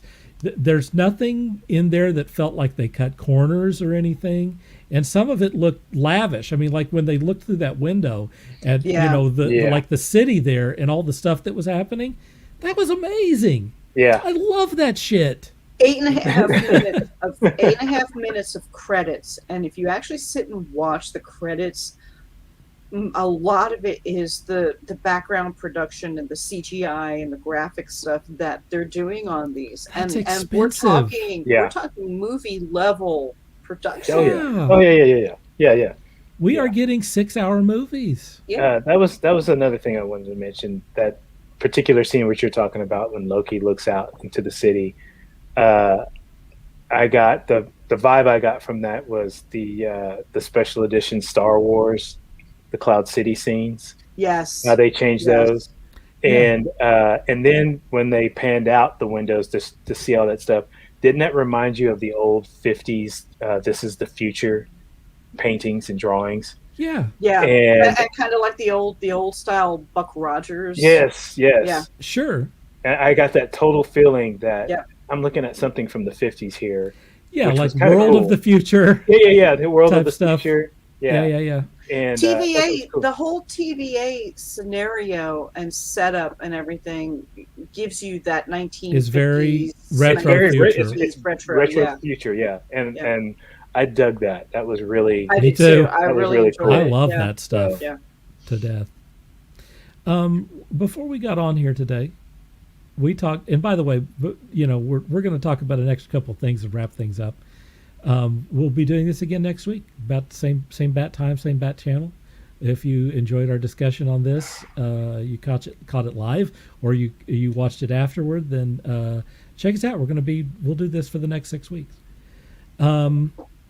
Before we got started on this thing, we got talking about a subject that got us on the subject of the rumor mill. What was I don't even remember what we were talking about. Oh, the Punisher. The Punisher being that's recast. it. Someone set this up. So my husband works in a gaming store, and he came home yesterday and he said, "Hey," he goes, "I need to talk to you about some stuff that I heard." And I'm like, "Yeah, what?" Because apparently I'm the expert nowadays in the household. They've discovered what you know. They discovered what I know, and he turned around and he said, he goes, "Well, somebody came to the store saying that a whole bunch of people have been talking about, the agenda and Marvel and DC and inclusion and everything, and that they're going to recast the Punisher with a black guy." I said, "Time out, hold on, back up." I said, "What? What?" Which I had not heard and everything, and so I said, "All right, hold on for a minute." I said, "Let me go look." And Walt had posted the article, and I had seen it in other places, and I went and looked, and I said, "No, honey," I said, "whoever you're talking to," I said, "they don't know what they're talking about." I said, "John Barenthal is still the Punisher." I said, "He's, there's rumors that he's going to be in Moon Knight as the Punisher. We may be getting an extra season of the Punisher." I said, "Where are these people?" Rumor mill is talking about that. Mm-hmm. Yeah, I said, "Where are these people picking up this stuff?" Right. It's oh, and then supposedly the other one that he said was something about they're wanting to recast Doctor Strange as a gay girl. That was the other one he brought up, and I said, "No." I said, "Maybe." He's like, well, what do they call him? Like the Supreme? I said, "The Supreme Sorcerer." I said, "Pretty sure that was Tilda Swinton's character, and maybe they're going to recast her, maybe not, but they're not recasting Doctor Strange." So that led to the conversation of, I told him, I said, "You work in a comic book and game store." I said, "These people are going to come in here." I said, "You need to start talking to them about where they're sourcing their stuff." Right. Yeah. I said, "Because what they're reading is not right." I said, "Especially if they're getting it off of places like Facebook and some of the sites that we've all discussed not to pay attention to." Right. Yeah, I mean, look, there are times that on Taskforce Geek I will bring up stuff because people are talking about it like crazy, and it's an interesting discussion. So, sites like One of the Worst Offenders is We Got This Covered, where they just basically, in some cases, what they do is they prey on you by telling you what you want to hear. Right. Yeah. Like you want to hear that, for example, John Bernthal is going to get another series of The Punisher. I want to hear that. Yeah. I want that to be actual news. Yeah. And so they put out a deal like, "Oh, I heard, around the water closet that, someone was going to be, getting a new series." And all We this need sort of that stuff. character too. We need that. It's the same character. It's the same. That's my uninformed fan character. Yeah. That's like inverse.com. Every time I see Inverse something is on there, bad. every article is like, this is, a lot of this stuff is. Marvel is making the same mistake in this show that they did with the last show, and I'm like, come on. Not. Look, I think that there's a lot that's going on here. I want to say that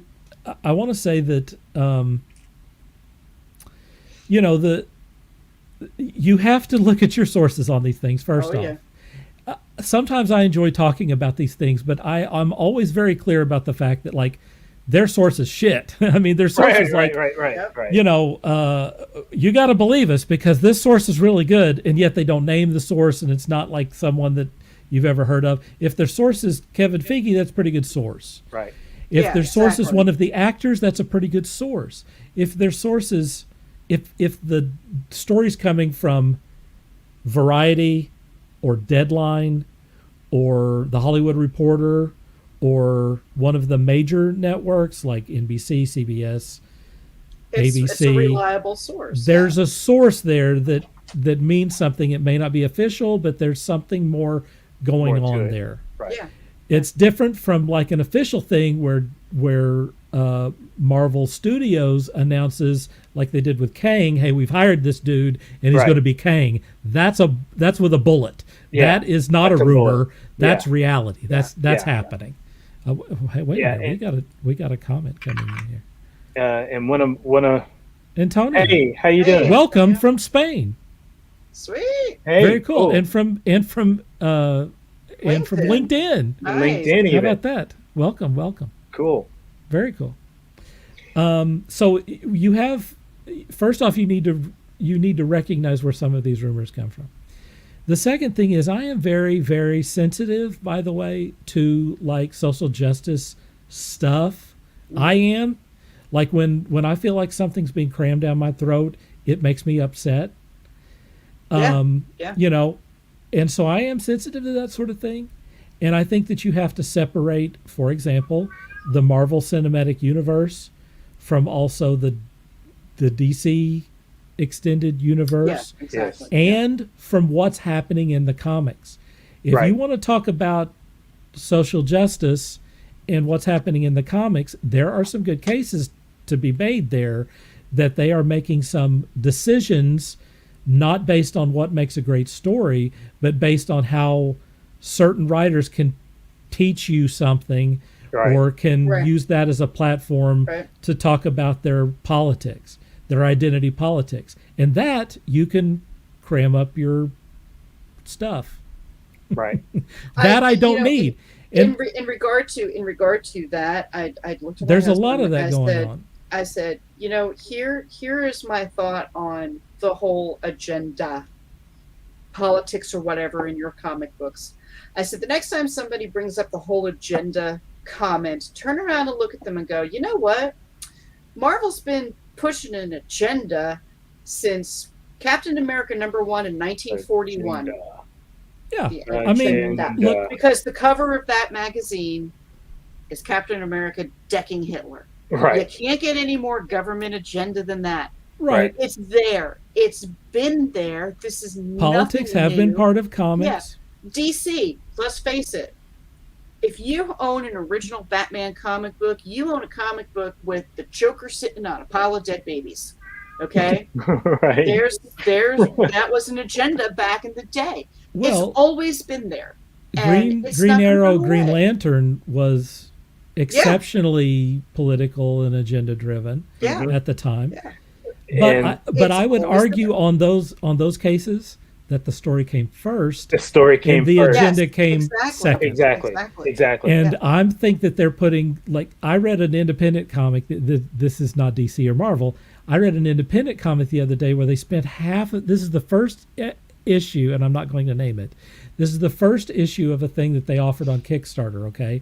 And half of the first issue, you're trying to get people to buy your next issue, right? Mm-hmm. Was half of it was focused on identity politics stuff, and not for the purpose of character, setting up their characters and creating an arc, but just to get, points, get identity politics points get woke points with a certain crowd. Like, hey, look at these characters. Look how woke they are. And Yeah, it's yeah. like, that's not good storytelling, folks. I don't care what I don't care what identity politic thing it is that your characters are. I don't care. As long as it's a good story first. Yeah. I mean, I think that you can absolutely put that identity politics in a great story and give that character a great story arc and explain stuff. And I think that's what they're doing in the MCU. I think Agreed. if you look at something like, and we talked about it, go look at our episodes, go look at Falcon and the Winter Soldier and what we talked about and how they took identity politics and what's happening right now in politics and they put that into the story. They told a great story. They did not preach to you. Yeah. They had the characters learn right along with you there. They had the characters at the beginning of the story very much change over the course of the story. And the identity politics that they included in that, if you take that out of there, the story suffers. Yeah. I got into it with someone on Twitter about identity politics, and they were trying to tell me that I was not an inclusive writer because I didn't include pick a topic in my novel. Right. And I said to them, I said, if I want to add, say, a disabled person to my story, then my characters around that person are going to act differently than the characters that I'm currently writing for this story. I don't need, if it's not germane to the story, I don't need to put in there. If it is germane to the story, as in the case with Falcon and Winter Soldier, yes, you put it in there in a very natural way. Right. As soon as you start preaching, peace out. I'm done. Yeah, if you start off that way, it's not going to. It's off-putting. A good example of the opposite of that by starting off like that. Now you can start off with that subject and still tell a good story if you started off the right way. Of course. And a good example of that is, and I may have talked about this in the past before. I watched the series Woke on Hulu, which is about a comic book. Yeah, and it's based on a true story, and so this black artist has this very simple comic book strip called Butter and Toast, and they just have these little, it's almost like what is it, Milk and Cheese. It's similar. It's in that vein, and he's at a comic book shop, and this and this other person comes through, and it's this other black girl notices who he is and proceeds to compliment him on the explanation of something that he had done, and he was like, "That's what you got out of it? I wasn't trying to do that. I'm just telling jokes." Right. Yeah. Right. And and she's like, "Really?"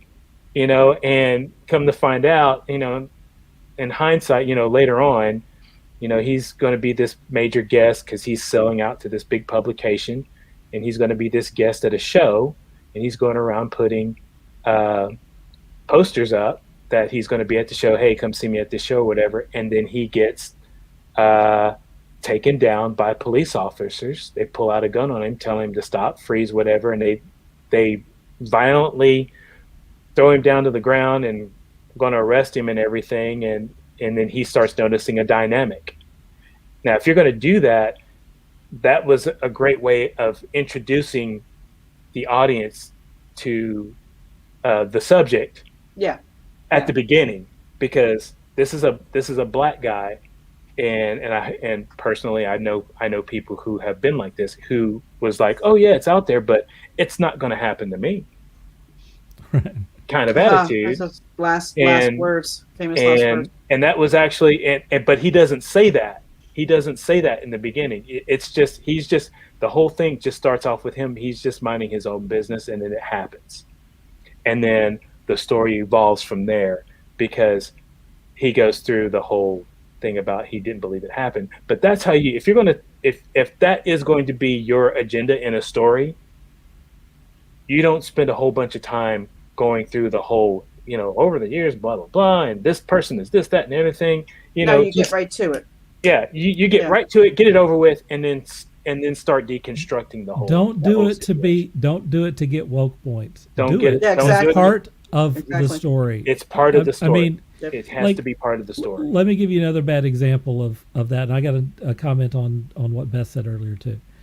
In the last Star Trek film that we got by J.J. Abrams, they had the Sulu character meet his life partner, which was a dude, in one of the scenes. Now, we know that the original Sulu is gay, right? And is a very, very vocal about that.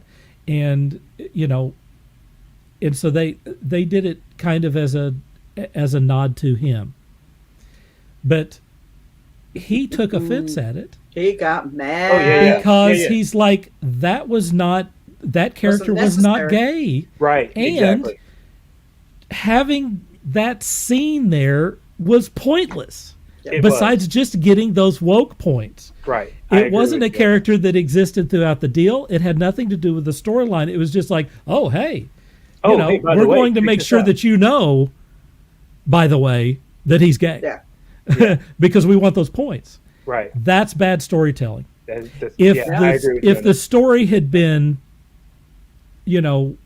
let's meet Sulu's family or something, and to character build, that would have been of some value. And the other thing, but that's not what it was. It was literally a 15-second nod to get those points. To let everybody know, hey, by the way, George Takei is gay. Right. And I'm like, I think we all knew that. We all know. And anyway, I think it's funny that he called them out on that. And the reason why, as he should, the reason why he called him out on it is, if I recall, it was Undiscovered Country. Sulu's daughter. Yes, Undiscovered Country. Sulu's daughter. I had forgotten about that. So Sulu's daughter.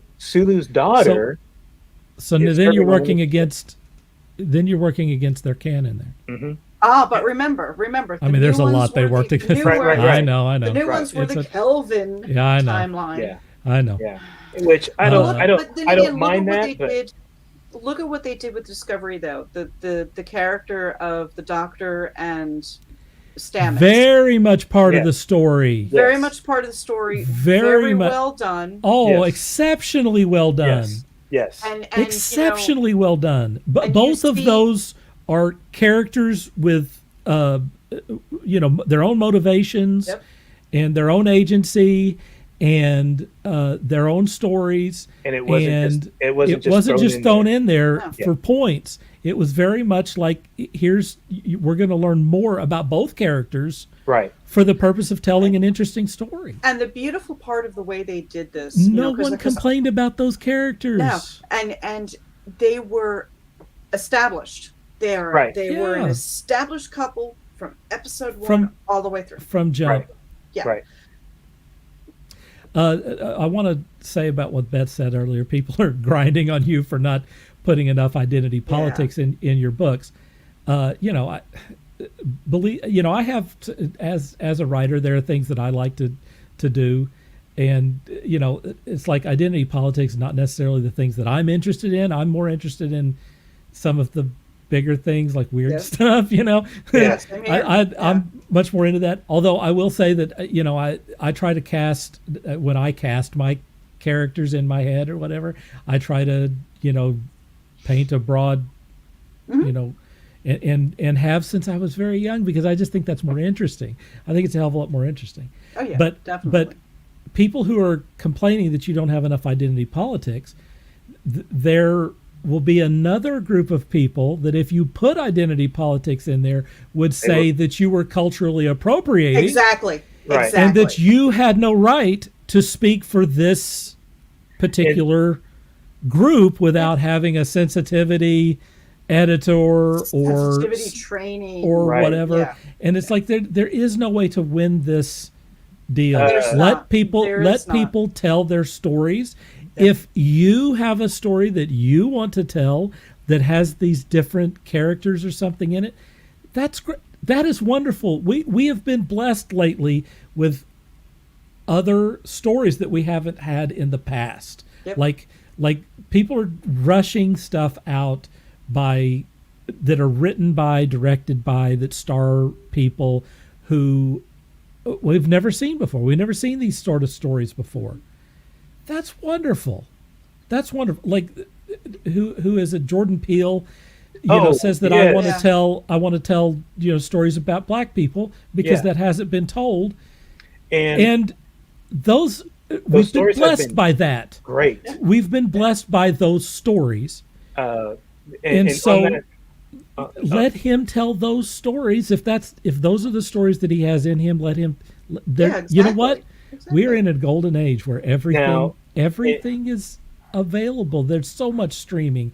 There's so many options on comics, on games, on movies, on everything. All the content that we cover on Taskforce Geek, it's all out there.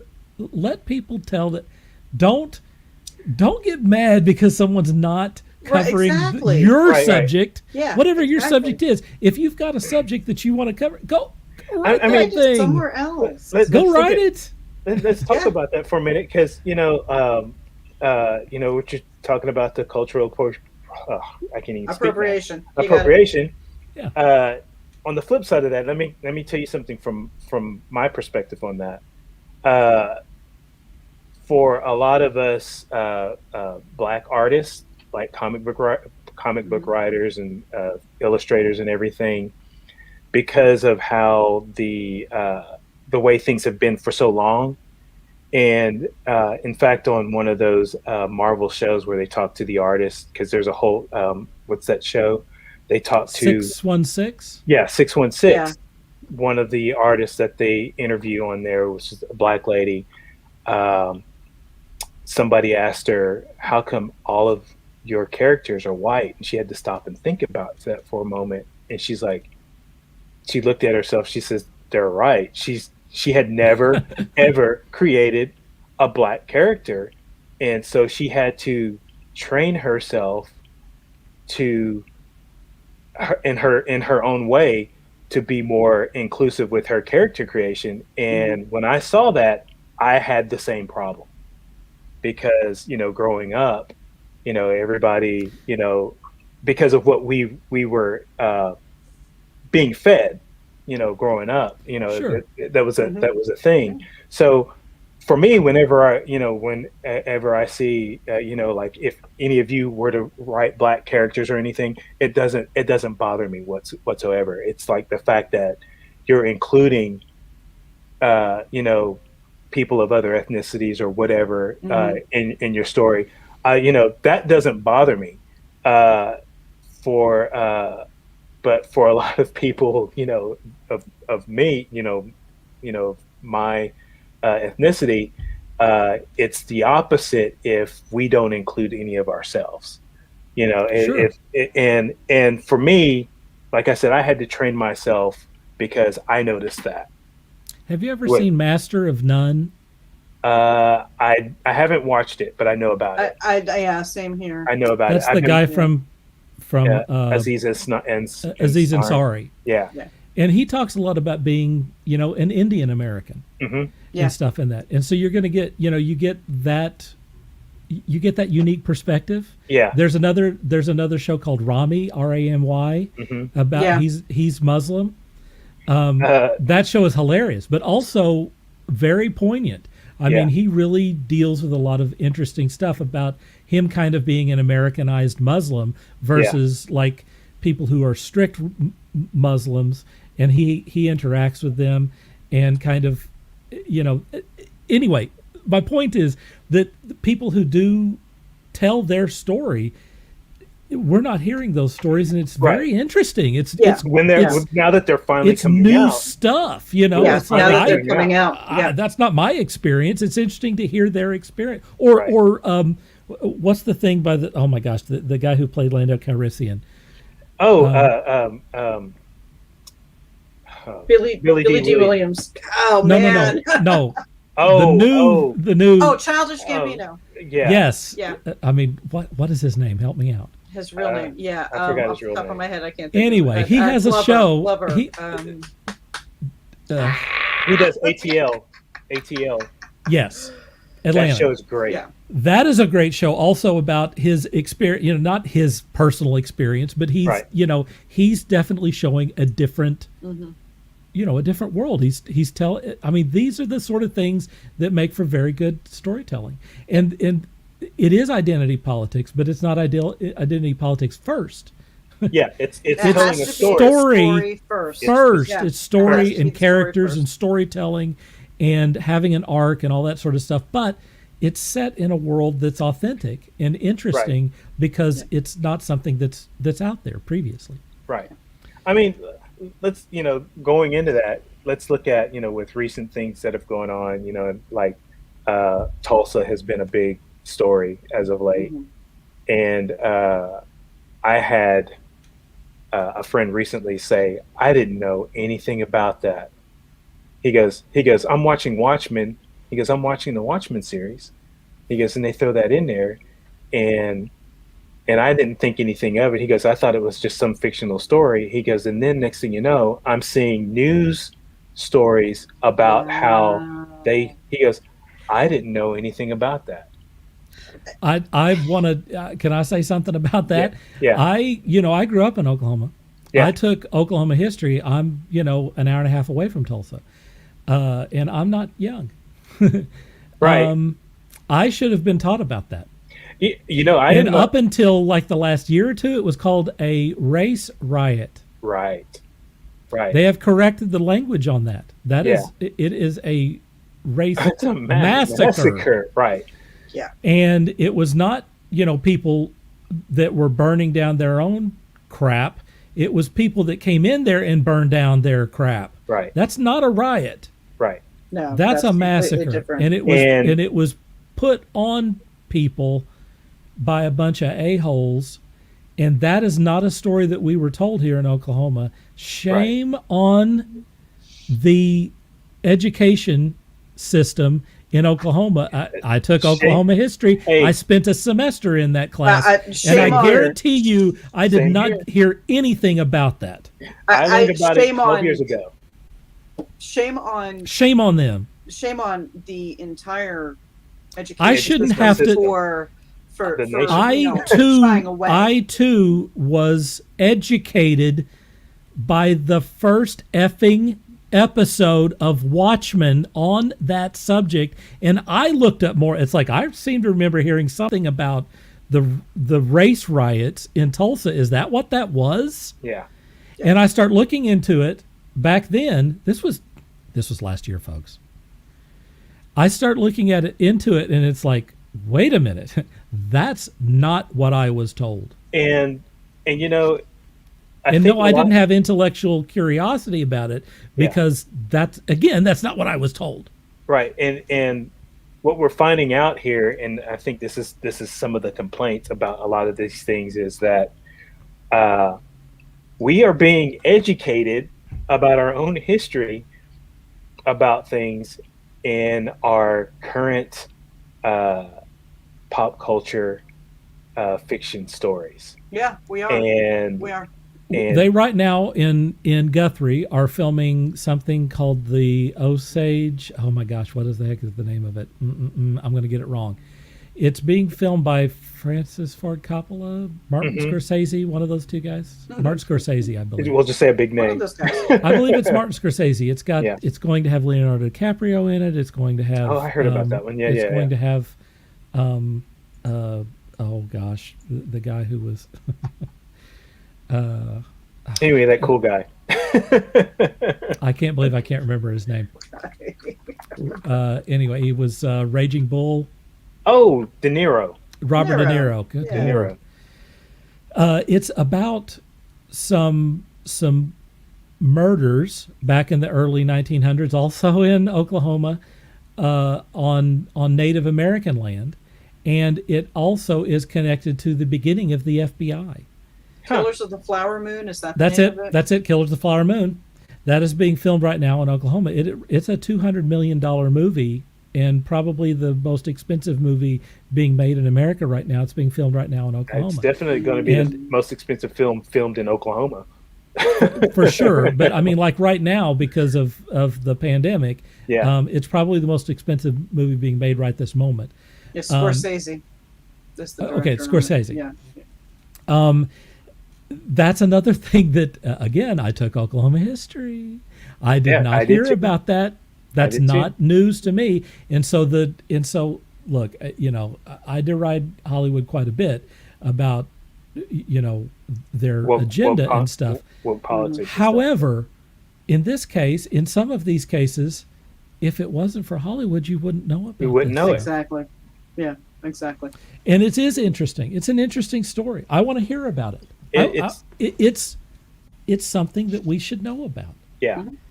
And me personally, I don't think it's things that we shouldn't be learning about in fictional stories, actual things in fictional stories. I think these are things that we should. No, we shouldn't be hearing about it first. Yeah. No, in a movie, and especially or a Lifetime series or something. Yeah. Especially we should be hearing about it in a classroom. It's history. Yeah. It's history. So anyway, kind of to roll this back into the initial thing. I think that number one, when you hear about these rumors, you should look at the source. Yep. And also, in addition to that, there is identity politics in Hollywood and in comics and all that sort of stuff.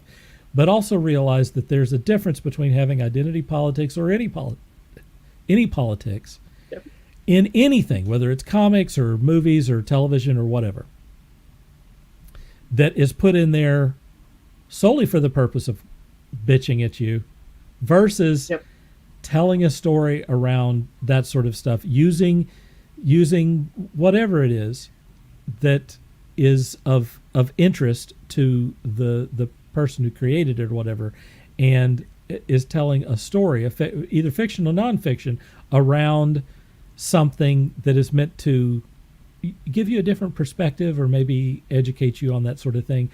As long as it's not, you're not just having Sulu's husband show up for 15 seconds so that you get woke points. Right. Yep, exactly. Anything else you guys want to say on this topic? No, I would say that, when it comes to the rumor mill and the work points and all that stuff, there are, if you're into those kind of things, where you want, an agenda set story, if you want it, there's some good ones out there. I mean, there are some good ones out there that the stories are told really well. And then I mentioned three of them. If you're looking for television series, I just mentioned three of them. You mentioned Woke, and I mentioned Tale. Atlanta and Rami. Yeah. Handmaid's Tale is an excellent example. Tale, absolutely. Example. If you want to, what was the season? And sorry. Oh yeah. I said it earlier. Those are excellent shows, but they're entertaining. Master of None. Yeah. Those are entertaining first, and agenda-driven second or third. Yep. Second or third, yeah. They're woven into the plot, into the characters' experiences, and I would also want to defend particularly the MCU. Actually, I think if you want to talk about identity politics done wrong, look at the latest Justice League film where they had a black character in the Justice League film, and then they completely did everything they could to cut all of the scenes that would have allowed that character to tell his story. Yeah. That is bad identity politics. Yeah. That is like, hey, we get the points because we got a black character. Yeah, the Supergirl but they kill the narrative on that thing and think that they get the points for it for having the we had a black character. You can also talk about Finn in the Star Wars movies. That's bad identity politics too. Well, and Rose Tycho. Rose Tycho from the Star Wars movies too. Absolutely. I mean, great example. Yeah. They wanted the points, but they didn't want to develop the character. But they didn't develop the character. Develop the character. Yeah. Exactly. But the MCU, on the other hand, does have that identity politics stuff.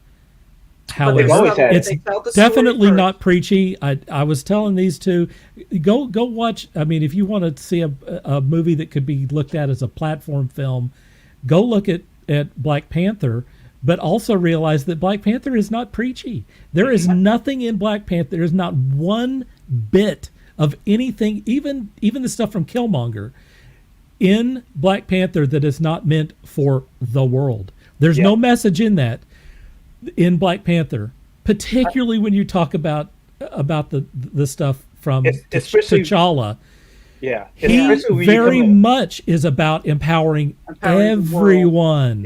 Everyone he wants to be empowered, including Black people, but not excluding anyone else. Right. So I think that if you want to bitch about identity politics being done incorrectly, I don't think that you can do that with the MCU. Not with the MCU, no. I mean, I don't see. We were told that, like, for example, Captain Marvel was going to be a big feminist screed. It was definitely not that. I kind of wish that it had been that. I kind of wish that they had leaned maybe a little bit more into that. It might have given it a little bit more substance. But I mean, it definitely was not. I mean, the point of that film was, if you get knocked down, get back up again. That was the theme. It wasn't if you're Nick Fury losing his eye. And the other thing was he was done wrong on that deal too. The little bit that was in there that they were saying was going to be this big feminist screed, it was in there, but they missed it. And it was the whole deal about them being fighter pilots, but they weren't ever going to be, at the time they weren't allowed to go into combat. And that's the only thing in that whole thing, where now, it ends when it ends, Carol Danvers' friend becomes a founding member of S.W.O.R.D. And but that shit happened off screen. It happened off screen. Unfortunately, but we get to see, but she flies and she does a combat mission. When by the end of that movie, she's doing a combat mission. That's kicking ass at it. So right, it's so I mean, they just missed it. So right, and as subtle as that was, it was just great. To defend the MCU, I don't think I don't think that they are awash in. I mean, and if you look at I mean, I've heard people bitching about the Eternals and the casting on that and stuff. I mean, why is that an issue for anyone? Who cares? Who cares about that they're trying to reach out to another, other people? I'm looking forward to the Bollywood that's wonderful. Scene myself. I'm looking forward to the Bollywood scene myself. I am too. I think it's something different. Excellent. Yeah. Do you guys really want the same crap over and over and over Some people again? do. That's the thing. Some people don't want the status quo changed. And that's, they see just the slightest little change and they want to start complaining about it. I'm much more, again, let's look at the scoreboard with the MCU. Mm-hmm. They're 21-0, folks. Is it 21? It's just like people 22? 22. I don't know. 23. I'm losing count. It's just like people complaining that the girl who's playing Starfire and Titans is a black girl. You know what? She was the best actress for the role. She's knocking it out of the park. And I'm sorry, I don't know any orange people on Earth. Okay, so the way they're doing her, where when she lights up, she turns orange. Great, awesome. I'd rather have that than have them CGI some orange chick into the TV show. Yeah, get over it, people. And Come on. I'm looking forward to seeing Blackfire, her sister. Oh, me too. In season 3. I guess I got to find out some way to either go over to someone's house and watch some HBO Max. Been a guilty pleasure watching that. I will be back in Oklahoma City in about 10 days to get the stitches removed from my dog. So you can come over and we'll binge watch some Titans. That would be cool. If you want. There you go. That would be cool. It's not, here's what I want to see, because I'm stupid on this stuff. I want to see the Oh gosh, I can't think of the name of the Doom Patrol. I want to see Doom Patrol. Hey, we'll- I'm a Okay, huge Dan's Doom watch- Patrol fan. We'll binge watch that too. I don't know if that Yeah. has the weirdness and stuff, but I mean, Yeah, it I does. like weird stuff. It does. And the Doom Patrol comic is way off the rails. And I'm And gonna be honest, kudos to Brendan Fraser for doing the voice of Robot Man in Doom Oh, Patrol. he's in the He suit. is. Yeah, is he actually in the suit? He's too? in the Oh, I love it. costume. Yes. I love it. Holy Kudos crap, to weird. him for finding a niche back into it, because he What the was heck done for happened to being Brendan Hollywood. Fraser? I always liked that guy. He got fat. He lost some of his hair, and he made a All bunch right. of questionable movies that Hollywood panned, Yeah. and he just kind of spiraled out of it. Yeah. And he was always a good actor. Another thing that was good, and I wish they would bring it back for a second season, is Swamp Thing. That was. Oh, I really, Did you watched even it get a yet. season on that? Because I heard Yes. that they canceled after the first episode. they got the first season, but after the first 2 or 3 episodes, they canceled it, and this was right after AT&T bought Warner Brothers. So, but it Look was for another round of that because yeah. we're So, getting but let's not when get the on first- that subject now. But yeah, when the first episode came out, the first few episodes came out, people could not stop talking about Swamp Thing. I was like, I've got to see Swamp Thing. And before, like I said, before it even got started, they decided they weren't going to do a second season. So they released the first season, and it ended on a cliffhanger. And I'm really upset because I have it on DVD and I watched it all, and I was like, that's terrible. they canceled this. This is a really good series. I've heard that. So, but now we have what Discovery, Warner Brother, whatever they're calling that big long name, whatever it is. It's I think Warner Brothers Discovery. I think that's what it is. Something Warner like Brothers that, yeah. Discovery. It's But- interesting that they took Second Fiddle, that Yeah. Discovery, the one who Bottom bought out. them, Yeah. took Second Fiddle on that. But Warner Brothers is the name. I mean, Yeah. that's the Warner Yeah, Brothers that's has been the name around a we're all while. familiar So, with. so let's get out in the rumor. I'm going to throw this out there and let's get the rumor mill going and say, hey, they're going to bring back the Swamp Thing. Hashtag bring back Swamp Thing. So There we go. Let's get that one hashtag rolling. bring back Swamp Thing. Hashtag Swamp bring Thing I'm back going to Swamp throw that Thing. out there. And I know Warner Discovery is on LinkedIn. Man, those old Alan Moore written Swamp Thing Oh, man, those stories are so good. If they just adapted those things, they would be amazing. I would say let's not adapt those, so I don't want to piss Alan Moore off any more than he's already pissed off. He is upset. He's upset in general about everything. I mean, even if they were to, he's even if upset they were about to- Watchmen. yeah, He's upset about V for Vendetta. He's just upset. if they were to, if they, I think I agree with him on this. He gave up after League of Extraordinary Gentlemen. I agree with him on him with that. That but was not half the movie it should have no. No. But if they were to do Swamp Thing, word for word, panel for panel, Alan Moore stuff, I don't think he would still be happy. So let's not. He do won't. anything. Let's not do anything. been. He won't be happy no matter. Alan Moore. I promise you. just want Because him to, he's a purist. He believes Yes. that what he put on the page is the format. yeah. And if you are interested in Watchmen, you should go read the the book. comic. That's it. Yeah. Yeah. That's it. Yeah. And If you want to read V for Vendetta, it's out there. Go read the Go book. read it. Go read the That's the comic. way he Yeah. feels about it. And I get that.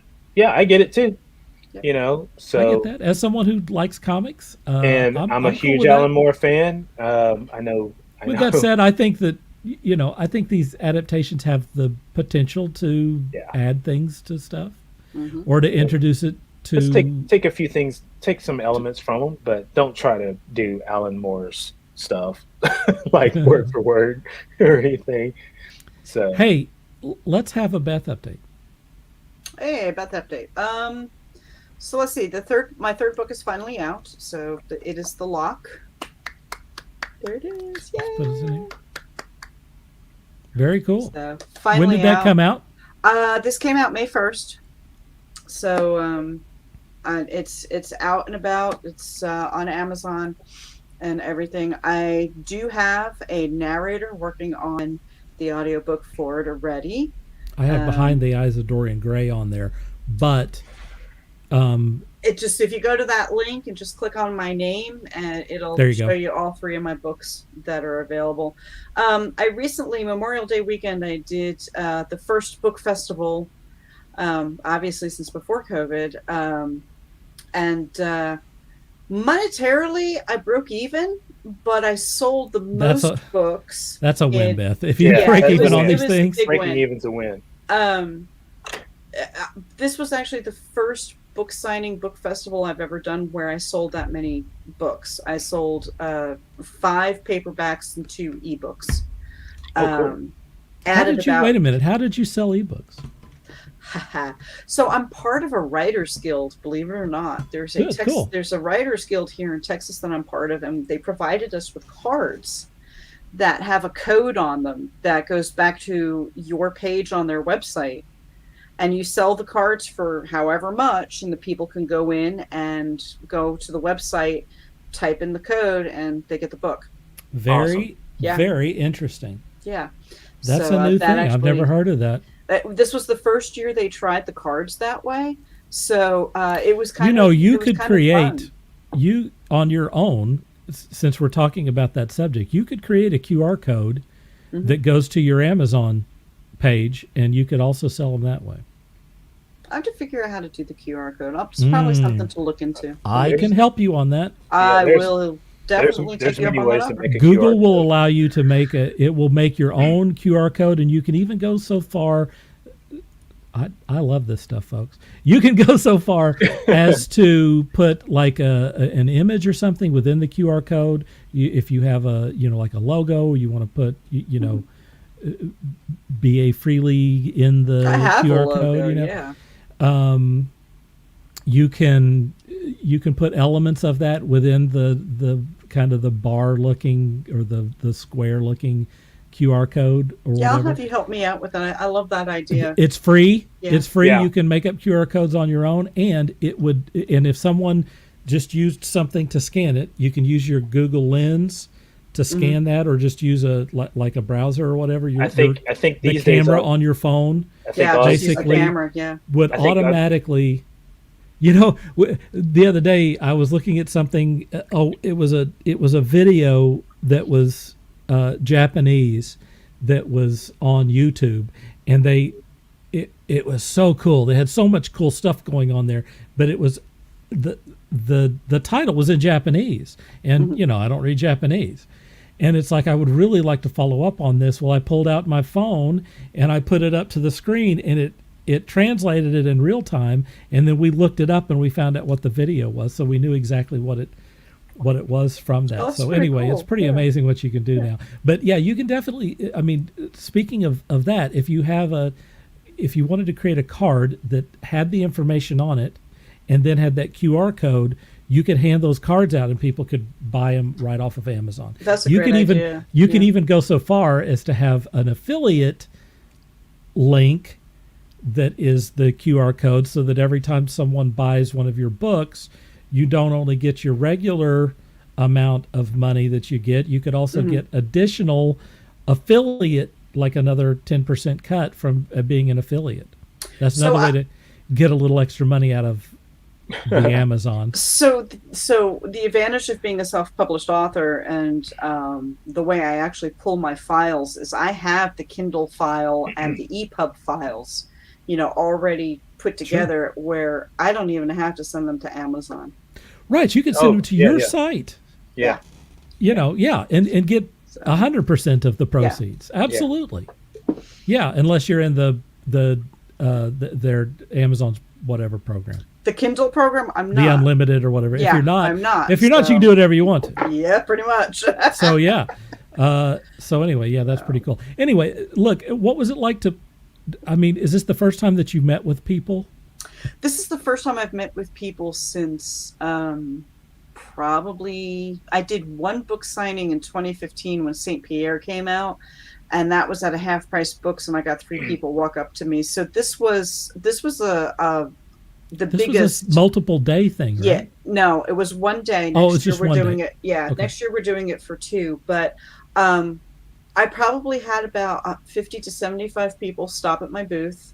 That's great. I picked up another 10 people for my email list, and there is a small indie bookstore in New Braunfels that's interested in carrying my books. So cool. I handed That's out, great. I was able to hand out my media kit and my sales sheets to them and stuff. So it was a very successful day, and I'm looking for more to try and get into between now and October. October, I'm doing the Port Isabel Festival, which is, similar to the one that I just did, but yeah, obviously on the beach.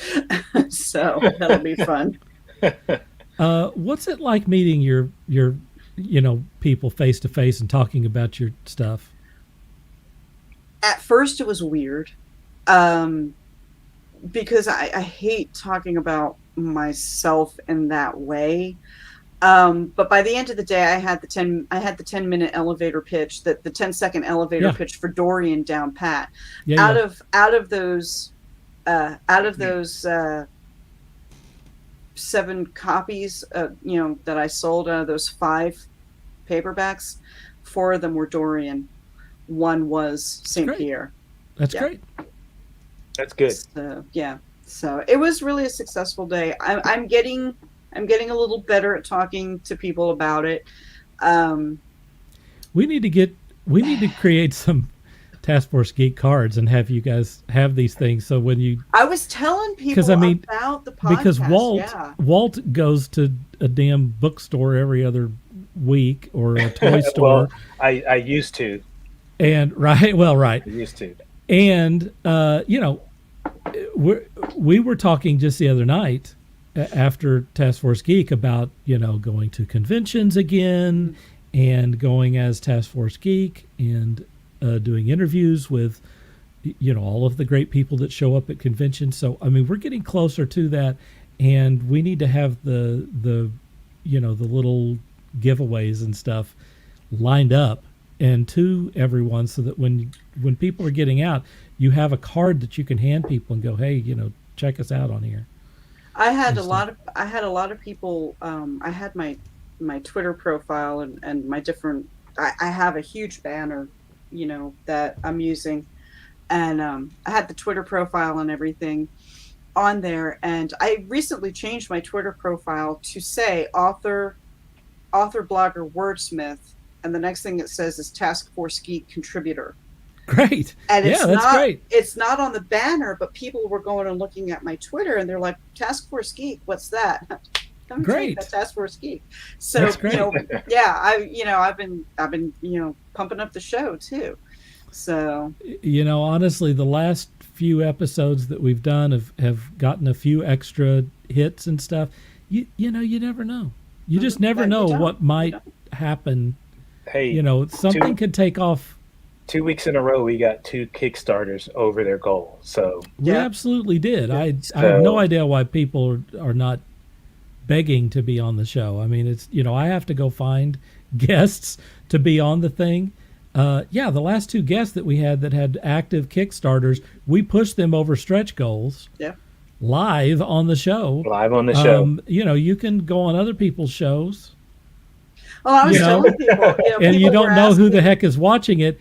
Right. Or you can come to our show and, if you have a compelling story, make your pitch. You can make an extra few $100s, okay? Yeah. So people were asking me about the audiobook for Dorian and everything. And I said to him, I said, hey, Max is a great guy. I said, as a matter of fact, if you go to my website and look under media stuff, I said, Taskforce Geek, and I did an interview with him, so just we consistently get hits on that episode. I know. I know. I was watching. So, it continues to get a few. I mean, because I watch way too much. I watch the analytics for stuff, and that is always ticking up a few extra people every day. And, I hope that Max, gets cast as James Bond or something, because then it will then it will blow up. Oh my gosh, then it will go crazy. I mean, the next time that Max gets a big project out or something, it's there's Let's no. just get Max I to mean- come and just hang out one time. Just That's Oh, what I I mean, would that like would be to do. awesome. He's Yeah. very cool. Yeah.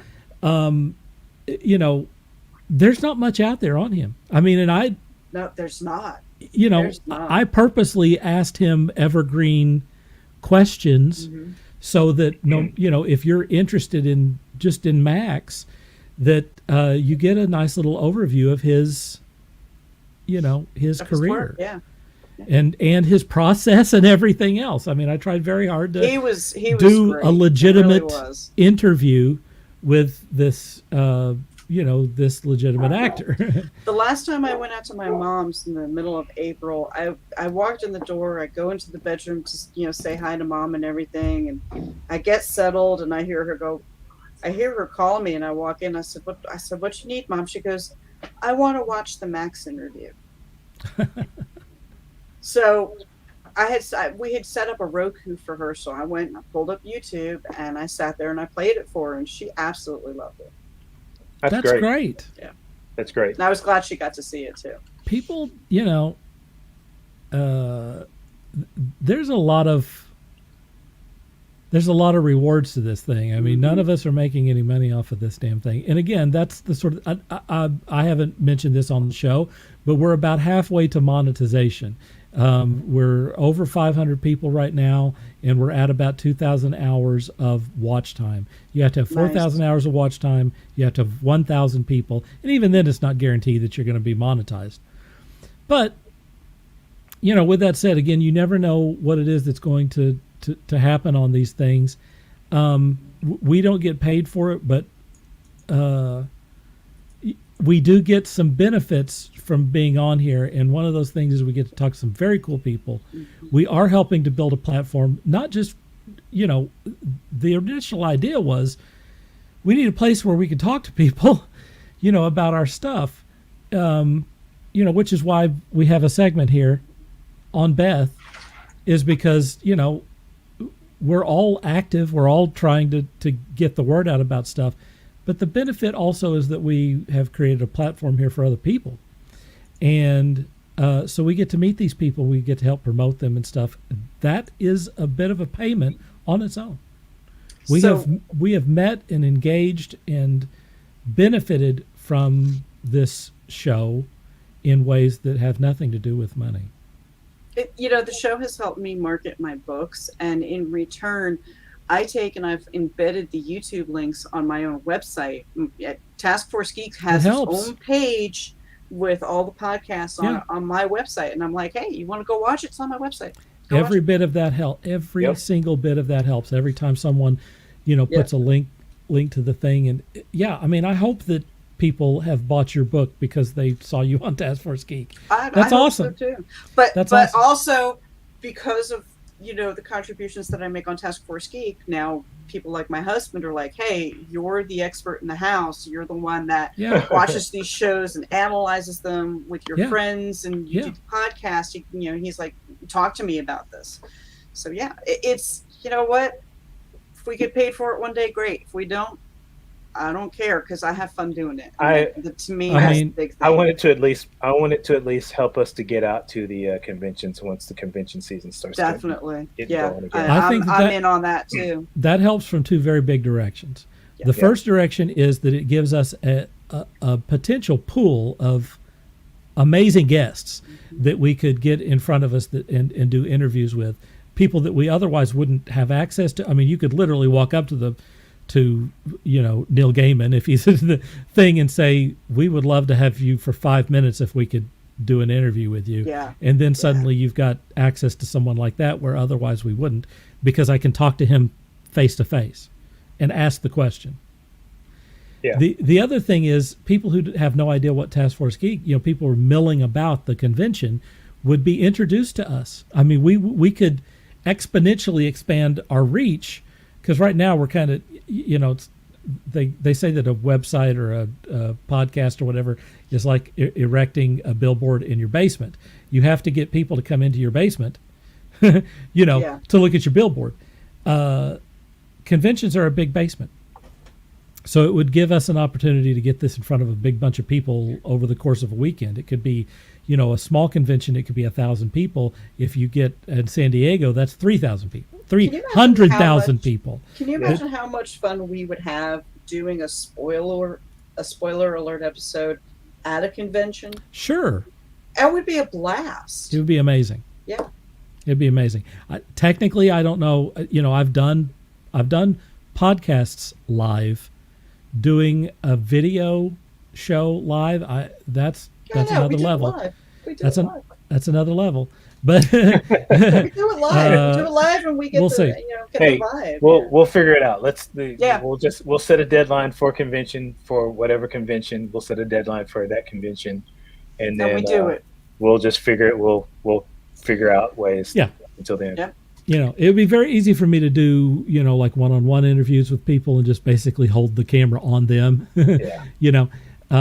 Doing actual episodes and stuff, that's a little bit more complicated. It would be actually quite easy to do an audio version of that, and I could set up a webcam, like a GoPro or something, and get everyone in one shot. But doing like this, where we have our faces, I mean, that's we have 3 different cameras here, and networking all of that together, I don't know.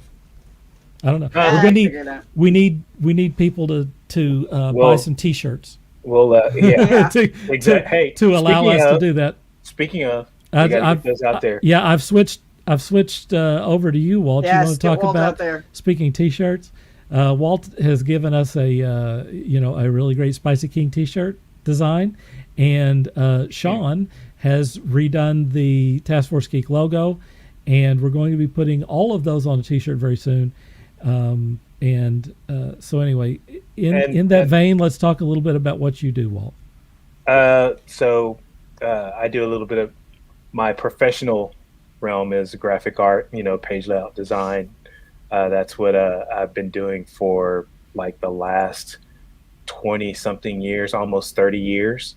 But on the side, I've been, an illustrator. I've done a few comic book pages, nothing published or anything, just some things for myself. But as of late, I'm being inundated with requests and inquiries about doing pet portraits. So right now, so crazy. Yeah. So right now, I love it. But have you seen Walt's pet portraits? They're awesome. Yeah. I'm doing a horse right now. Bella is the name of the horse. I got the sketch down, and as soon as we're off here, I'm going to go start laying down the watercolor. So cool. And very nice. Over the pencils. So. Very nice. Ooh, I can't wait to see that. I know. Yeah. I'm excited for that one. And so right now I'm trying to figure out the average time it takes me to do these watercolors and to figure out what you should charge. So pencil sketches, I've realized so tough to come to those numbers. I can do a pencil sketch, a really good pencil sketch, in about 4 to 6 hours. It's probably going to be about that much, maybe a little bit longer for watercolors. Sure. So, and then I'm working on a website too. So good. Since we're broadcasting on LinkedIn, let me give a little shout out to LinkedIn. Good, yeah. I am enrolled in some of the classes that are on what used to be lynda.com.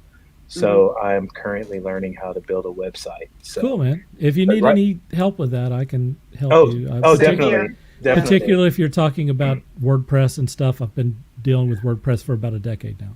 I'm going to be getting into that, but I've got the the Dreamweaver software. I have access to everything Adobe at home. I did that many years ago too. I did too. Dreamweaver, but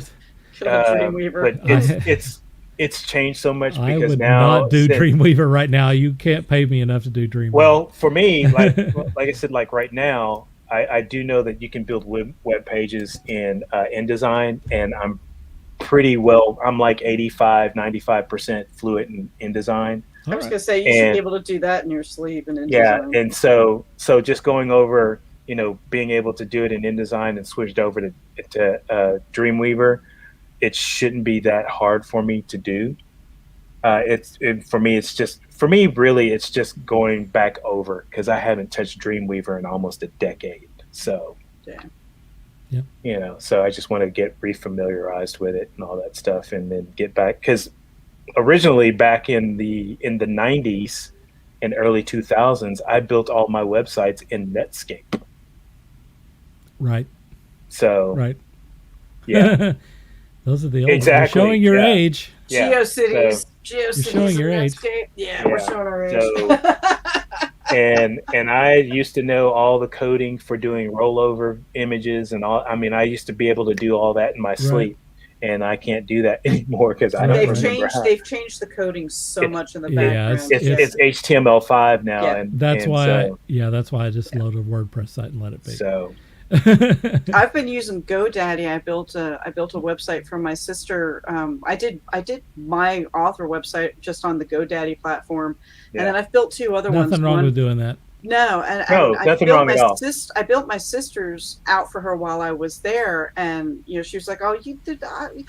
Doesn't it take a long time to build a website?" And I was like, not these days, no. Not these days. No, if you have the it material, if Yeah. you I know had it what done you're in going to 2 put on days. there. Yeah, I had it done in 2 days. I've built for clients. I've built stuff on GoDaddy. I've built stuff on Wix, and I've done it on their own URLs using WordPress. Speaking of Wix, because Dirk, I know that you're on DeviantArt as well as me. Mm-hmm. DeviantArt has teamed up with Wix, and you can do now a professional portfolio, DeviantArt portfolio using Wix. Oh, I'm glad to know that because I would like to do that for Dan. Yeah, that's interesting. I've been reading into that, and that's another reason why I'm just pulling into Dreamweaver because I want to know it. It's one of those things I want to know it.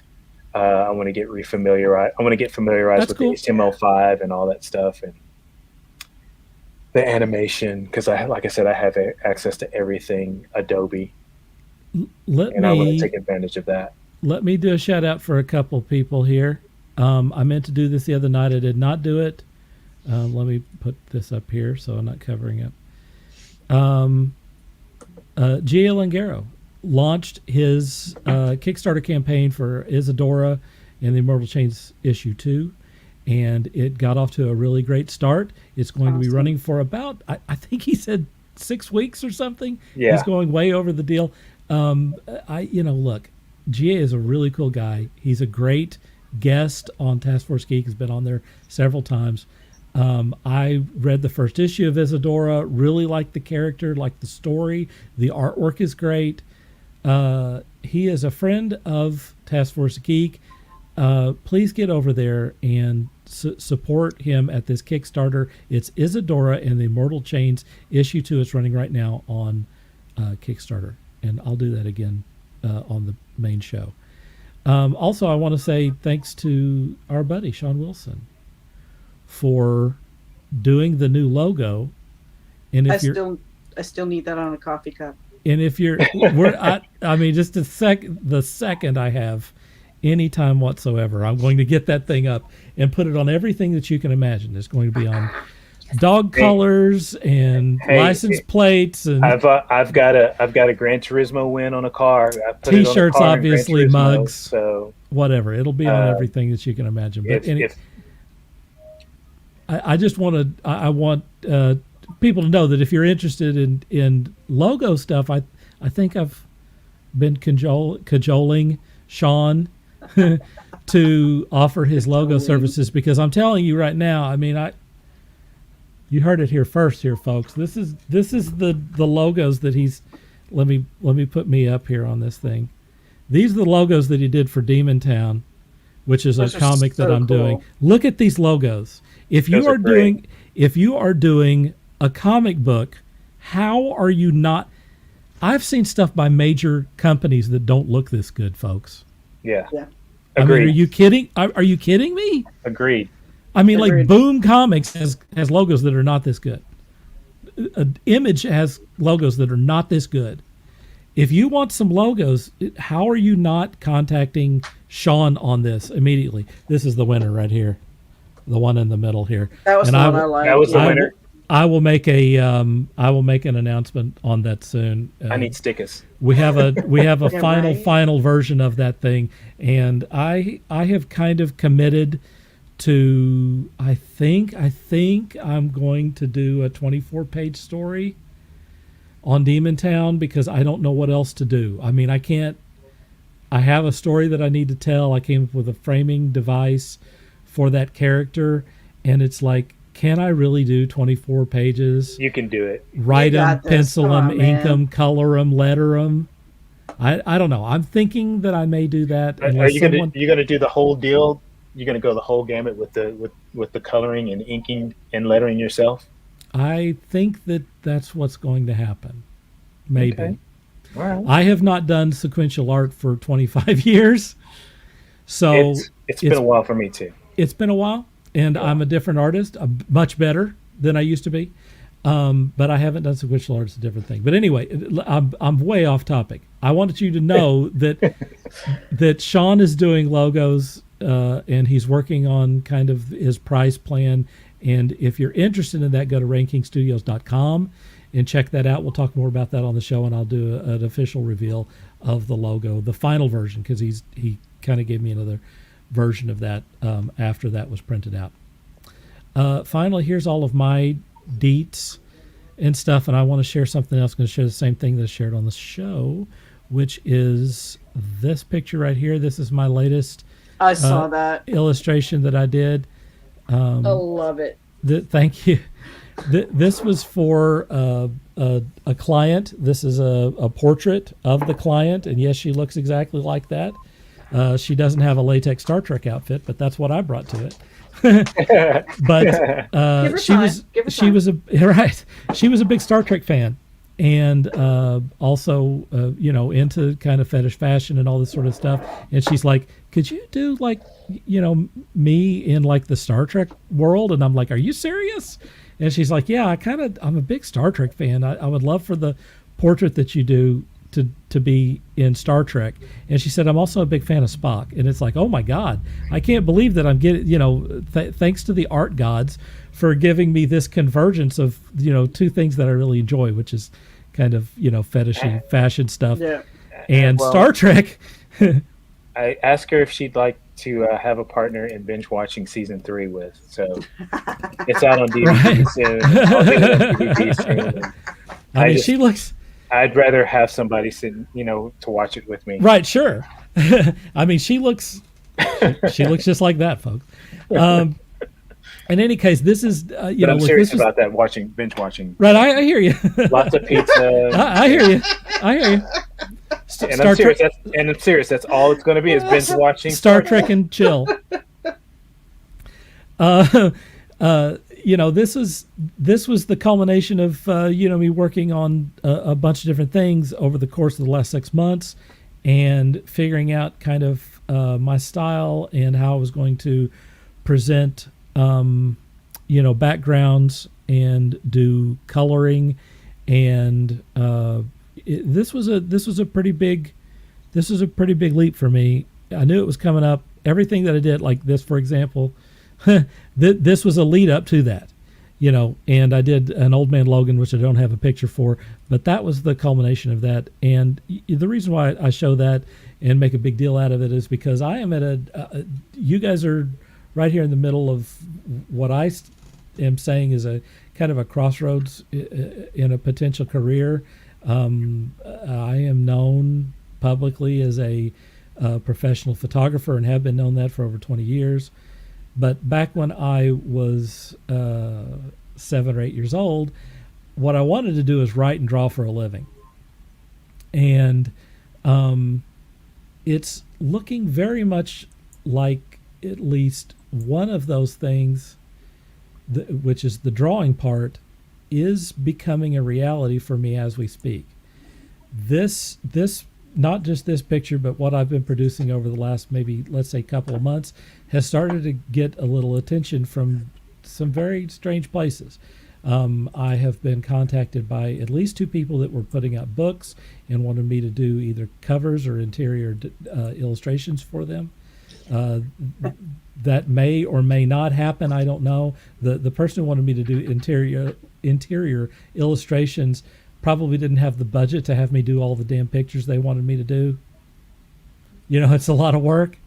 I got contacted a couple of days ago by a guy who wanted me to do a full-size comic and pay me to do that. I don't know what's going to happen on there. Again, there's an issue of whether they can really pay me, because, I mean, a full-time comic, if it's going to be done fairly rapidly, is going to be a full-time job, so they're going to pay me enough to put everything else on the back burner, you know, which is, frankly, it's probably unlikely.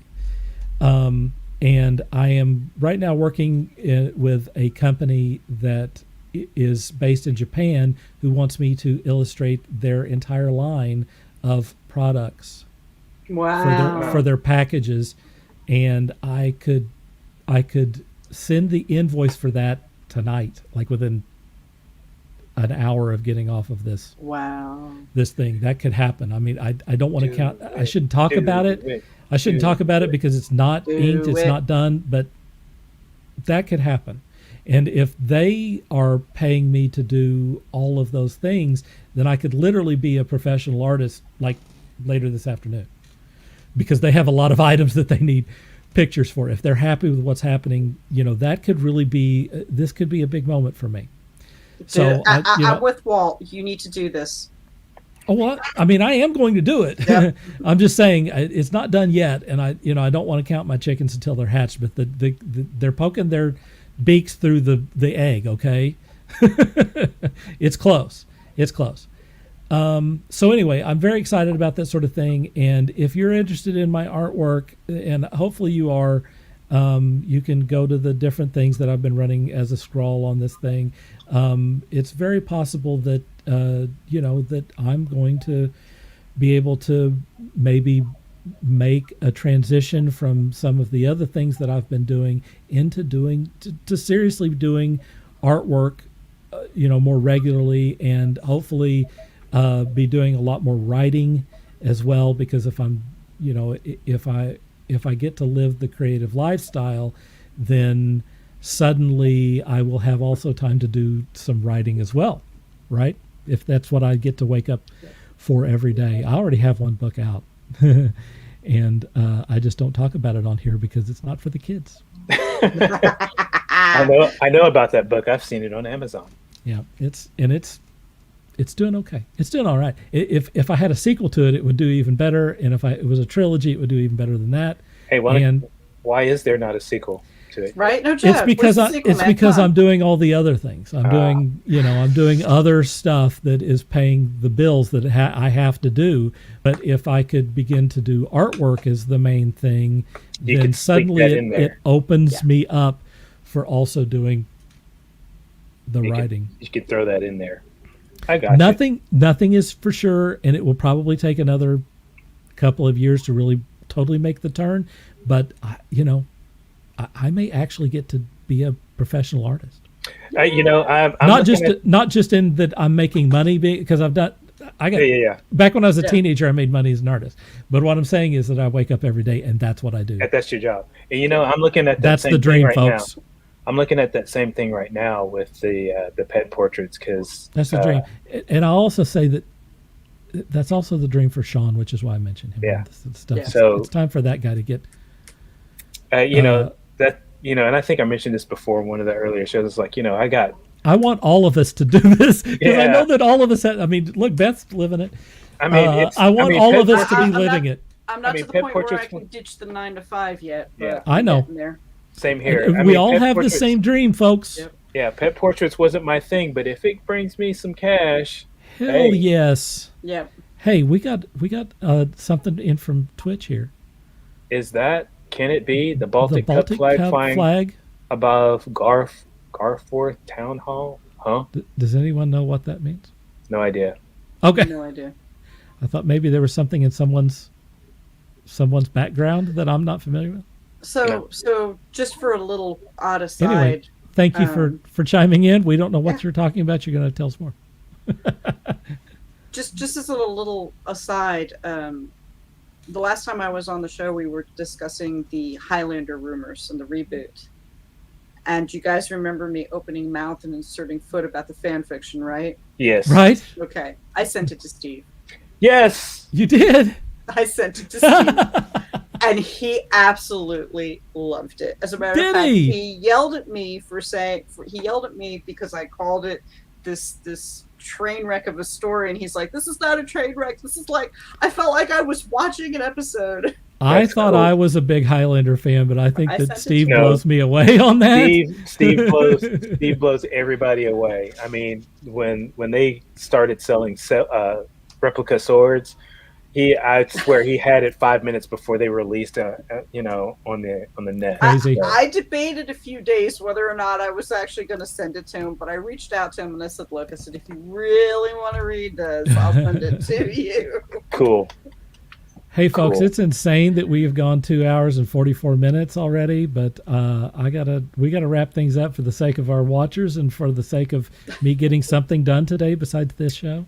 Oh yeah, go same here. I gotta go get at least an hour's worth or 30 minutes worth of work on this painting. So I seriously have to get back to the people that I was talking about and about 4 or 5 other people. If I may not get any actual work today, but if I just get some correspondence done this afternoon, it's going to be very important. While you guys do that, I'm going to start the edits on the next novel. So there we go. All right, cool. Very cool. Very cool. Well, hey, look, it's strange that we have gained people while we've been doing this thing. That's a good sign. And some people have been with us from the very beginning. I have no idea what the heck they're listening to us for this long for, but that's amazing. We've already gone through the whole spoiler part of. We have gone Loki through the entire. And gone off this tangent. Yeah, we gone way off the tangent, but hey, it's fun. It's fun. It's why. I mean, look, again, this show has its rewards. So anyway, once again, it's like hanging with your friend.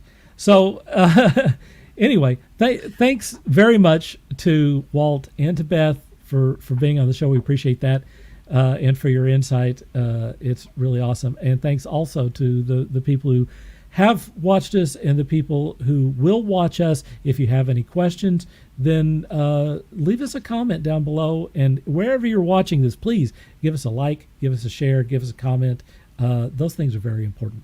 Mm-hmm. So until next time, and next time we'll be on Tuesday night, 7 p.m. Central, on the regular Taskforce Geek show. And the spoiler alert again, next Thursday we'll be reviewing Loki episode 2.